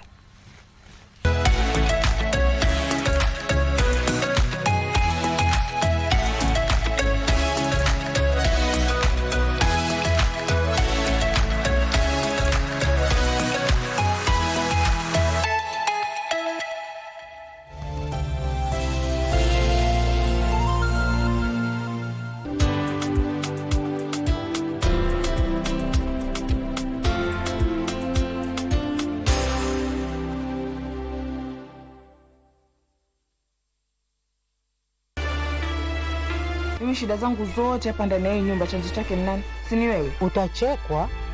Yote hayo najua. Yaani mimi sikujua unampenda Karembo kiasi hicho. Ingekuwa ni mimi ungenidekeza. Mwenda. Haifai kuonekana mkizunguka ovyo ovyo hapa kisiwani mpaka tujue kesi isha vipi. Karembo wangu. Karembo, wewe ni wangu. Na sina mpenzi mwingine usipokuwa wewe. Tamu. Umepanga kunimaliza. Na mautamu. Ngoja kwanza nataka kukuelezea kitu ni customer ameirisha nini? Anataka kokiteli. W ala na ma. Surprise me with anything. Surprise! No. Akili sio vyombo vya wageni. Najua saa zingine jisikilizange ukiongea. Dalimo, vile hoteli. Niliambiwa aloiba vitu zangu